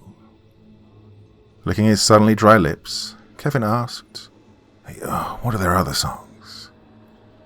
Joe held up a print-off and Kevin took it with trembling hands. All of AC/DC's songs were listed in 4 neat columns. He saw titles like High Voltage, Hell Ain't a Bad Place to Be, Have a Drink on Me, and Shake a Leg. Another memory came to him, this one dancing mockingly on the tip of his mind's tongue, stubbornly lodged there like a pebble in a shoe. He racked his brain, and in a sonic flash of revelation, it came to him. "Hey, you doing anything tonight? Can have a drink on me?" "Well, I gotta shake a leg. Oh, I'm gonna have a lot of fun." And Kevin's blood turned to ice water. "I know who it is," he said. The final play began at sundown. It made the killer sad to begin wrapping up the fun, but he knew it was for the best. If you stayed around too long, you got old and tired, and no one cared anymore. But if you went out young, at the top of your game, they loved you forever. Don't be an Elvis, he always said. Be a Jim Morrison. Driving slowly, the killer retraced that route he'd taken earlier in the day. Not because it was the only way to get to the group home, but because he needed to kill time. At one point along Ridge Road, he stopped and admired the lights of the city before him, twinkling in the darkness. As he was gazing over LA, a car passed in the opposite lane, its headlights washing over him. A moment later, he caught a flash from the corner of his eye and turned. The car was pulling a U-turn. It was a police cruiser. Oh, shit, the killer muttered. Lights flashing now, the cop car pulled in behind the Chevy and the cop got out, a tall man in a black uniform. Little pig, little pig. Well, good evening, the cop said, walking up to the back of the car. Hi, the killer said, smiling. I just saw you parked here. Thought I'd give you a friendly warning. Someone comes around that bend too fast and you're done. Oh, I'm sorry, officer, the killer said. I was just admiring the lights. Yeah, they're beautiful, aren't they? You know, there's a nice place to watch them just up the road. But before the killer could reply, a sudden compulsion overcame him. He yanked the woodsman from his waistband. The cop froze as the killer swung the gun up. At the last minute he came alive, ducking out of the way and pulling his own gun out. The killer's first shot went wild. The second struck the windshield. Diving behind the open driver door, the cop squeezed off 2 shots in rapid succession. The killer dropped behind the front end of the Chevy, his head low. If he hesitated too long, the fuck would call for backup and he'd lose the upper hand. Leaning into the open, the killer fired 2 more rounds. The first took out the driver window, showering the pig with broken glass, and the second slammed into the door. And the cop screamed. Acting fast, the killer, crouching low, scurried to the back of the Chevy, using its ass as cover. It's now or never. Finish him. Somehow the cop knew he was there, and when he jumped up, he fired twice. One bullet was lost in the night. The second struck the killer in the shoulder. The killer screamed and almost dropped the woodsman. Buoyed now, the cop sprang up like a whack-a-mole. The killer raised his own weapon and fired just as the cop squeezed off one final shot. As the bullet grazed the killer's head, the cop's head jerked back and he collapsed to the pavement. Screaming, the killer fell to his knees and pressed his hand against the side of his head. No blood, but it hurt like a bitch. Furious, the killer got to his feet and went around the front end of the police car, ready to spring back should the cop still be in the mood for a fight. He wasn't. Lying on his back, the cop was unconscious. The killer dropped to his knees and felt for a pulse. When he felt one, weak and erratic, he wrapped his hand around the cop's throat and squeezed, his fingernails digging into the soft, pulpy flesh. When he was certain the cop was dead, he stumbled back to his feet. The car came around the bend, heading toward Westwood Drive, its headlights blinding. Oh, fuck. What next? The killer raised the gun and stepped into the road, and the car came to a screeching halt. Keeping the gun trained on the windshield, the killer circled around the front of the car and ripped open the door. The man inside, a preppy upper-crust type in white tennis shorts and a pale yellow polo shirt, raised his hands. Hey, you can have it. Shut the fuck up, the killer said. He grabbed a handful of the man's shirt and dragged him out, throwing him to the ground. He aimed the gun at his chest. Well, the man started to babble something out, but the killer fired. A red hole appeared in the man's stomach, and the second shot dissolved his face. For a moment, the killer basked in the crashing silence following the last gunshot. And below him, the city moved ever on. He started toward the Chevy, but stopped. The dash cam. He had to destroy it. Stepping over the cop's body, the killer reached into the car and ripped the cords out of the camera. Grabbing the shotgun mounted to a rack between seats, he stepped back, chambered around, and fired into the dash panel. It exploded in a flash and crackle of technological death. Still carrying his shotgun, the killer staggered back to the Chevy and got in. Quiet Riot was on. Bang your head. Mental health will drive you mad. The killer checked his shoulder. Blood oozed forth. Tossing the shotgun into the passenger seat, he threw the car into gear. As long as he made it through the night, he'd be fine. Just 6 more hours. After reloading, the killer dumped the Chevy at the bottom of Ridge Road, taking only the shotgun and the murder kit. A half-mile down the street, a 7-Eleven glowed like a ship in the night. He couldn't just walk up there with a shotgun, so, regretfully, he dropped it at the side of the road. At one of the gas pumps, an old man was just climbing into the cab of a light green 1970 Ford pickup. Woodsman in hand, the killer opened the passenger door and slid in. "What the hell are you doing?" the old man asked. The killer shoved the pistol into his face. "We're going for a ride." All right. Where to?" "Away." As they drove into the night, the killer said, "I'm the Night Prowler. I just killed a cop." The old man looked at him. "That's so?" "It is." When they were far enough away from the lights, the killer said, "Pull over and get out." "Yes, sir." The old man came to a stop in the middle of the road. He opened the door and climbed out. "Oh, one more thing." Stupidly, the old man looked back. "What's that?" The bullet drove him back into the night. The killer slid across the bench seat and took the wheel, peeling off. It was closing in on 9 o'clock now. If he didn't hurry, he wouldn't be able to do the group home the way he wanted, lights on and people awake. He took a side street and doubled back. He thought about going back for the shotgun, but decided against it. 10 minutes later, he pulled the truck into a stand of bushes down from the group home and killed the lights. CCR was playing Green River. Digging in his bag, the killer found the ski mask and knife. Ready, he got out and started for the house, moving stealthily through the bushes. When he came to the edge of the overgrowth, he paused. Ahead, the side door of the group home was lit by a burning porch lamp. A big green 12-seat van stood idly in the shadows. Moving quick, his shoulder bothering him still, the killer crossed into the yard and ducked into a stand of vegetation below a window. His shoulder ached like a bitch. Risking being seen, the killer poked his head up and gazed through the window. A pool table occupied most of the room.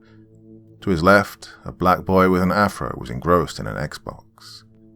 All he had to do was glance over and he'd see him, but the little fuck was lost. Party time. The killer crept back around to the door and tried the knob. Amazingly, it turned. The killer eased it open and slid in. Ahead, an open archway led into the living room and the foyer beyond. He could just see the spindles of the staircases. He could hear voices close by, talking and laughing. A man, a woman, a boy or two. The boy was sitting in an armchair. On the screen, waves of alien invaders dropped from the sky. Being as quiet as he could, the killer crept up behind him. He raised the gun, savored the moment, and brought the handle down on the kid's head as hard as he could. The kid fell forward, the controller still clutched in his hands. The wires dragged the game system and TV down on top of him. The talking stopped. "Toby?" a woman asked. "What was that?" Bloodlust ran through the killer. He dropped to his knees and hit the kid with the gun again and again, the jarring vibrations snaking up his arm and hurting his shoulder. He didn't care, though. "Oh my God!" The killer turned. A fat woman with spiky hair was standing in the doorway. The killer raised the gun and fired. The bullet took her in the gut, knocking her aside. He was on his feet then, running, jumping over her crumpled form. 2 boys, one white and the other black, were getting up from the couch, and when they saw him, they froze. "I'm the Night Prowler," the killer said. He raised the gun and fired. A small red hole appeared in the black boy's head. Blood and brain painted the wall behind him. The white boy threw his hands up as the killer fired once, twice, 3 times. Something was happening to him. He was losing control, trembling, panting. An office opened off the dining room. The same man he'd seen earlier was there. He threw a stapler. The killer ducked but couldn't avoid it entirely, and it hit him in the nose. Hot agony exploded into his brain. Momentarily stunned, the killer fell back, and the old man rushed him, tackling him like an NFL linebacker. They fell back into the living room, the old man on top of him. "Get off of me," the killer roared. But the old man cocked his fist back. The killer jabbed the pistol into his stomach and fired.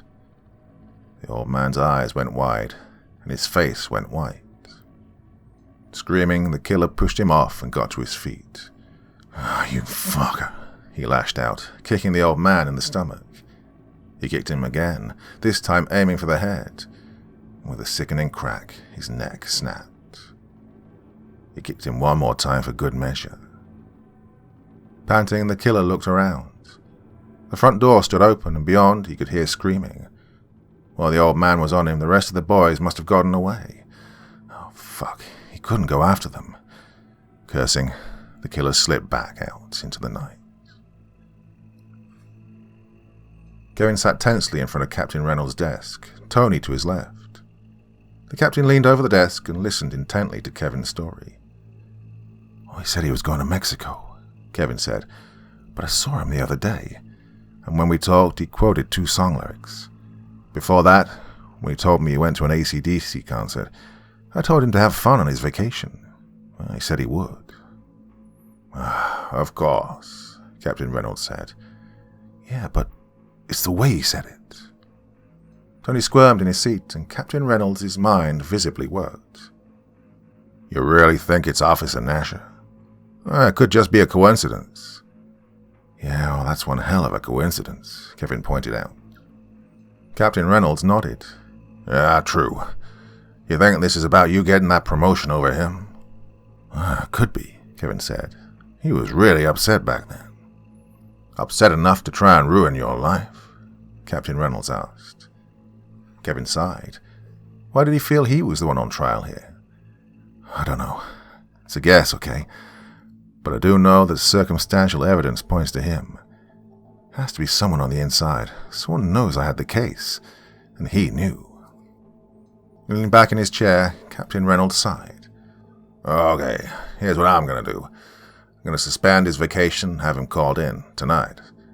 Then I'm going to have a man put on him 24/7. "Look, that's not enough," Kevin said. "We need a warrant or—" Captain Reynolds held up a staying hand. "We have no hard evidence. You need to find some if you want him arrested." Kevin sighed. Finding evidence in this case had been nearly impossible. This killer was tidy. As tidy as a cop. After a while, Captain Reynolds dismissed them and they returned to the task force office. By then, Cho had dug up everything on Peter Nasher. Conduct reports, psych evals, even his high school records. Kevin and Tony pored over them but found nothing to directly link him to the murders. Kevin checked his schedule and found that he was off duty at the time of the first murder, and the night Ray Mancini, the first official victim of the Night Prowler, was shot. Staring at a photo of him, Kevin imagined him with long hair, glasses, and prosthetics, and the likeness was uncanny. "You really think it's Pete?" Tony asked and sat back. Kevin considered his reply for a long time. Well, there wasn't much to go on, but his gut told him that it was Nasher all right, and his gut was right more often than it wasn't. "Yeah," Kevin said. "Yeah, I do." Captain Reynolds called a few minutes later to say that Nasher wasn't answering his phone and that he was sending a squad car over. "He's probably out hunting," Kevin said. "You might be right," Captain Reynolds replied. Later on, the news of a cop being shot on Ridge Road swept through the department. Kevin didn't immediately associate it with his investigation until Captain Reynolds called again. Another man was shot not far from Ridge Road. He survived, and he said, the Night Prowler did it. Kevin's stomach twanged. Also, cop who got shot? He's friends with Nasha. Maybe you recognized him. 15 minutes later, Tony and Kevin were at Cedar Sinai Hospital talking to the survivor of tonight's attack. He was sitting up in a bed in the busy emergency department, his face pale and haggard. A lump of bandages covered his wound, and a too big hospital gown swallowed his not inconsiderable frame. "I'm Detective Turner. This is Detective McBride." The old man nodded. "John Harker." He was beefy with a bald head and a white beard. "And you said the Night Prowler did this?" Harker nodded. Carjacked me at the 7-Eleven. Said he was the Night Prowler and he'd just killed a cop." Kevin's stomach rolled. "You had a good look at his face?" Tony asked. "Kinda," Harker said. "It was dark." Kevin produced Maria Salazar's sketch of the killer, and Harker looked it over before nodding. That's him. Shorter hair, though." On a hunch, Kevin showed him a pic of Nasha. "Do you think it could have been this guy, just disguised?" Harker glanced over the picture. "Maybe," he said. "The body type's about the same." That's what Kevin thought. Back in the emergency room, Kevin's phone rang. "Hello?" It's Captain Reynolds. "It looks like the Prowler just struck again." "Again? Hey, where?" Reynolds gave him the address. "Hey, that's less than 2 miles from the end of Ridge Road," Tony said. "Come on." They ran across the parking lot and jumped into their car. As Kevin whipped out and headed for the scene, Tony stuck a detachable siren to the roof. In 15 minutes, they were parked in front of an old brick 2-story along a dark stretch of road. Several ambulances had backed up to the front door, and about 1 million cops were scurrying this way and that. Sergeant Liu was there. When he saw Kevin and Tony, he sighed. "We gotta stop meeting like this." "What happened?" Kevin asked. "What do you think? Someone in a ski mask came through the side door," he gestured, "and went to work. 4 dead. One of the Vics managed to rough our guy up a little before he got away." "Survivors?" Liu nodded. "Yeah, 3. While the Prowler was occupied, they got out." "Good," Kevin said. Across town, Dylan Turner came through the front door of his house, made a pit stop in the bathroom, and went into the kitchen. The dim track lights overhead dappled the silvery surface of the fridge as he opened it and reached for a pitcher of orange juice. He poured himself a glass, took a long, grateful drink, and then went into the living room. He'd been out for most of the day, and it felt good to finally be home again. Like any teenage boy, he loved excitement, but kicking back and relaxing was good too. His phone buzzed, and he took it out to find a text from his girlfriend, Lyra. He texted her back, kicked his feet onto the coffee table, and stared at the darkened TV screen. He was kind of tired and thought he might take a nap. It was still early, and he had time.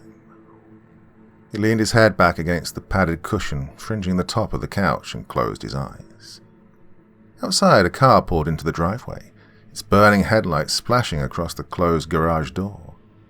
They extinguished, and a shadow-clad figure threw open the driver's side door, slipping out with cat-like silence. The figure eased the door closed behind him and went up the walkway. At the frosted glass front door, he peered inside, cupping his hands to either side of his face, and then boldly rang the doorbell. Dylan jolted awake and shot a nervous glance at the door. He could see the watery outline of someone waiting on the step, and a pit opened in his stomach. He wasn't expecting company. For a moment he sat there staring. Then he forced himself to stand. He approached the door, heart hammering. Maybe it was Lyra. Yeah, she was coming to surprise him. Who else would it be? Taking a deep breath, he unlocked the door and opened it. The man standing on the step wasn't Lyra. "Hey," the Night Prowler said. Part 7.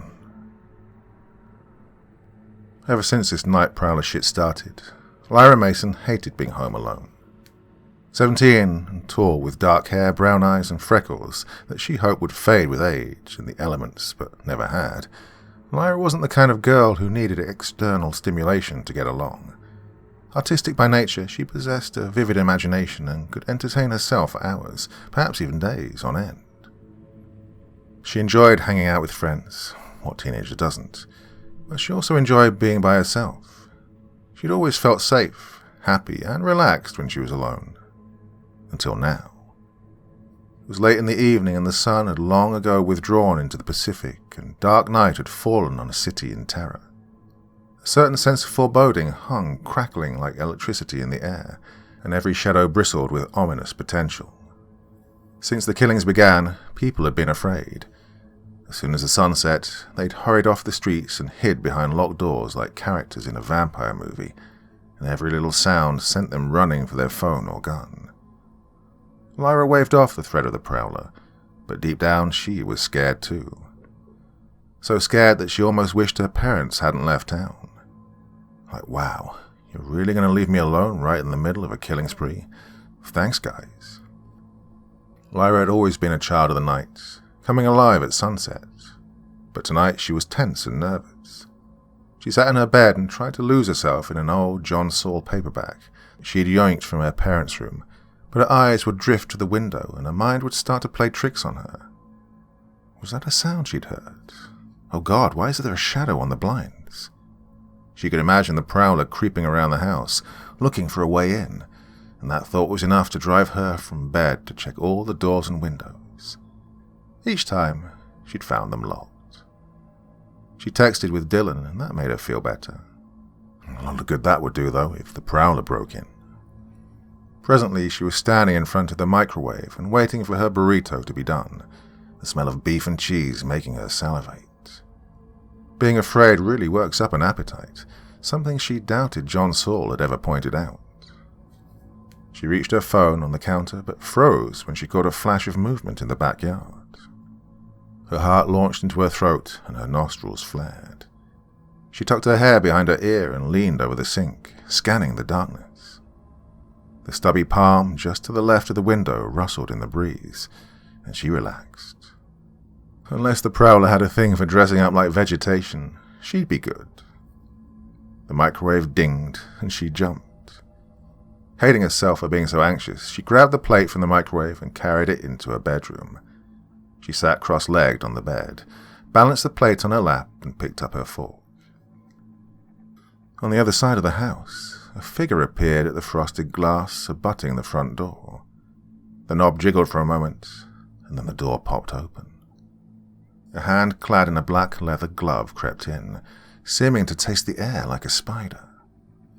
Lyra was just taking a bite of her burrito when the security system chirped.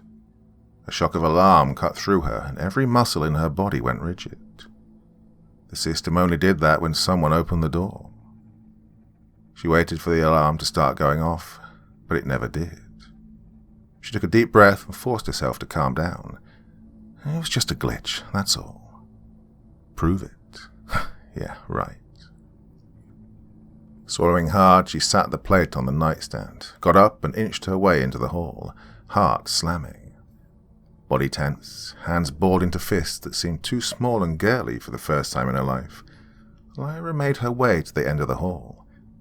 She peeked around the corner. From here, she could see the wall-mounted alarm next to the door. It was glowing green. Green was good.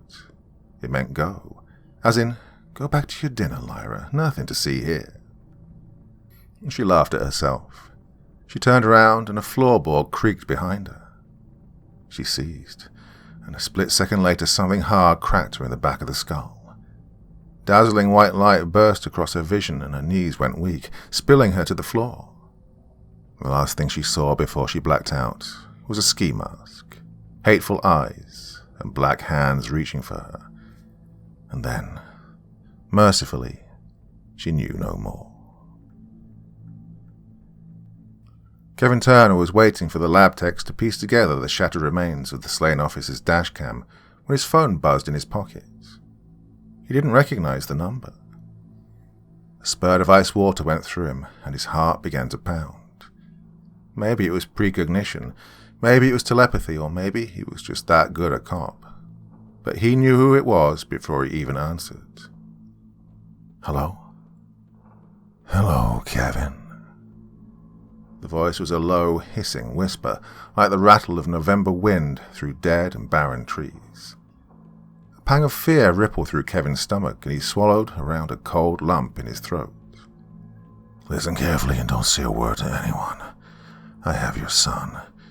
If you want to see him again, you'll do exactly as I say." Kevin's heart stopped mid-beat, and when he spoke, he realized his lips were quivering. "I'm listening." "I'll give you an address. Come alone and tell no one else. If you do what I say, I'll surrender. If you don't, I'll shoot your son in the head." No words had ever cut Kevin as deeply as those did.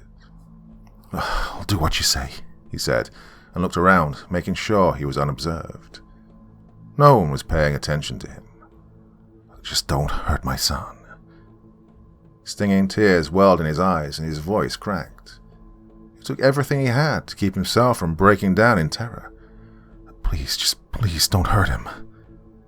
"Do what I say and I won't. Here's the address. Come now." The killer recited an address, and then hung up before Kevin could respond.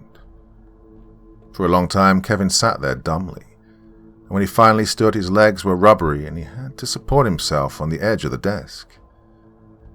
"Hey, I'm gonna take a walk," he said as he passed Tony. "Stretch my legs." His voice sounded normal to his own ears, but just barely. Tony nodded. 5 minutes later, Kevin was piloting the car out of the parking garage and through the throng of reporters. Before getting onto the freeway, he programmed the address into the GPS. It was on the waterfront. Worry gnawed at Kevin's stomach, and his breathing came in short, hot bursts. He'd never been as scared as he was right now, not even when Michelle was first diagnosed with cancer. And Kevin was not on a first-name basis with God, but he prayed as he drove through the night. He prayed as hard as any father ever had. The address proved to be an abandoned warehouse overlooking the docks. Kevin pulled into the parking lot and cut the lights. Creeping, he pulled in behind a dumpster and killed the engine. The salty sea breeze washed over him, and waves lapped gently. In the distance, a boy dinged. Gun in hand, Kevin took a deep breath and started toward the warehouse. At a bank of loading docks, he climbed up and went to a man-sized door next to a glass window. He mashed himself flat against the alcove wall and tried the knob. It turned. Inside, the first thing Kevin noticed were the candles. A dozen were arranged in a neat semicircle along the wall directly across from the door. Their flickering lights danced over the rotting walls, sending shadows scurrying for cover in the rafters. The second was Lyra. She sat with her back against the wall, her hands tied behind her and a length of duct tape covering her mouth. Her eyes were closed, and for a horrible second, Kevin thought she was dead. And then she stirred. Next to her was a boy, a burlap sack over his head. Kevin's heart jolted and he started to rush over, his paternal instincts taking control. But from the shadows, a voice stopped him. "No." Kevin froze. Low, menacing rock music began to drift from unseen speakers, and the flames of the candles seemed to twist and writhe to the dark beat. It was Night Prowler by AC/DC. The music had an effect on the girl. Her lids flung open and her eyes bulged from their sockets in fear. And beside her, Dylan struggled. "Come on in, Kevin," the Night Prowler said. Like a stage actor, the Night Prowler came out of the shadows from stage left, a gun in his hand. And the entire world crashed down around Kevin Turner. "Surprised?" Dylan asked. Kevin opened and closed his mouth like a fish, his mind suddenly blank. He looked at the boy next to Lyra, and Dylan grinned. "Oh, I stopped home for a nap, and Sean popped in. I wasn't planning on that, but hey, the more the merrier. Kevin tried to speak, but his vocal cords refused to work. No. When he first saw the sketch of the Night Prowler, Kevin almost recognized his son, even with the wig and the glasses. He knew it was someone close to him, and Dylan's name was the first to come to mind. But, of course, that was crazy. Dylan was a good kid. He would never... You mean, you didn't? Dylan mocked. The shadows across his face gave it a demonic cast. Of course you didn't. I thought you'd at least know AC/DC was my favorite band, but hey, you failed there too. Dylan shrugged. I have a poster of them on my wall. I shit on boomer music, but metal, well, there's something about it. Something gritty and real. Dylan, Kevin finally managed through numb lips. Dylan jabbed the gun closer to the girl's head. Take another step, and she dies. Lyra moaned, and Kevin froze. Smiling, Dylan went on as the last strands of the music faded away, only to be replaced by the crunchy, good-time party music of another AC/DC track. Well, there's a lot you don't know about me, Dad. Guess I can't blame you. You were never around to figure it all out. Those words cut Kevin like a knife. Dylan, you were always catching bad guys. They got your time, I didn't. Look around, Dad. Look around you. I did this for you. He threw out his hands like a mad ringmaster. Kevin was close enough that he could rush him and have a good chance of tackling him before getting shot. But the thought didn't even cross his mind. I had to become one of your precious villains just to get you to pay attention to me. And boy, did it work. One corner of his mouth pulled up in a sly, evil smile. For the first time in months, maybe even years, Kevin looked at his son, really looked at him, and he could see the deadness in his eyes, the cold, unfeeling hatred. His head spun, and for a terrible second, he thought he was going to pass out. No, this wasn't Dylan, it couldn't be Dylan. No, this was someone else. Something else. Lyra was crying now. Where were you on my 8th birthday? Dylan asked. My 9th. 10th. Where were you on Christmas morning? Where were you, huh? Sucking your partner off in the bullpen? Yeah, that's where you were. He was pacing now, the gun never leaving the sobbing girl's head. All those years you ignored me. Well, now you're paying attention. Now you're all paying attention. He made an angry gesture then. You'll see how much better I am. You couldn't catch me. Your partner couldn't catch me. Your pansy-ass captain couldn't catch me. None of you fuckers could catch me. I had to catch me. Just like I had to raise me after Mom died. Just like I had to do everything. His son's every word struck Kevin's heart like a barb, and hot tears welled in his eyes. He knew in a flash that it was all true. All of it. He'd known for years that he was neglecting his son. He missed so much of his life, so much. His mind flashed back to every time he'd had to put Dylan off or cancel plans with him, to every flicker of disappointment in his eyes. Crazily, he remembered a time when Dylan was 8. Kevin was working on a case file at the kitchen table, and Dylan came in and stood beside him, hands behind his back, patiently waiting to be acknowledged. You want to play with me? He'd finally asked. Yeah, in a minute, Kevin had said. Only that minute turned into an hour, into a day, into a lifetime. Dylan, he finally forced. Dylan put the gun to his head. This is what you want, huh? Me to go away so you can play Batman for the rest of your life? Dylan, Kevin said, his voice cracking. Please stop. Instead, Dylan glared at him, his eyes sparkling with loathing. Oh, I won't kill myself, he said. I'll kill her and Sean and make you watch. He swung the gun around and aimed it at Lyra's head. Her eyes went wide with terror, and Kevin's instincts took over. One last time, being a cop trumps being a dad. He raised the gun and fired. The shot crashed into Dylan's stomach, knocking him back a step, his mouth a perfect O of surprise. He raised his gun toward Kevin. The second bullet slammed into his chest and spun him around. Kevin didn't see where the third one went. He was already crying. Even after the uniforms arrived, even after the ambulance came to take the girl away, even after Tony came and left, Kevin Turner held his little boy's head in his lap and wept.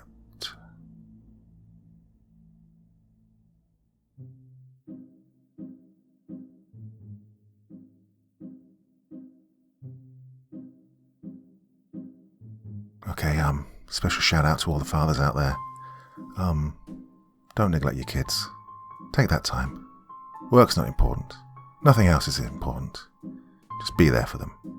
Whenever you can. As much as you can, okay? Yeah, sad. Sad story. Yeah, listen to me. Don't say no, can't be there. Make the time, make the effort. Always. Yeah? It's the most important thing you can do as a parent, as a father. Trust me on that one. Well, long one. Sorry it wasn't ready for last night, but it's here now. Yeah, okay, right. Till the next time, my dear friends, very sweet dreams and bye-bye.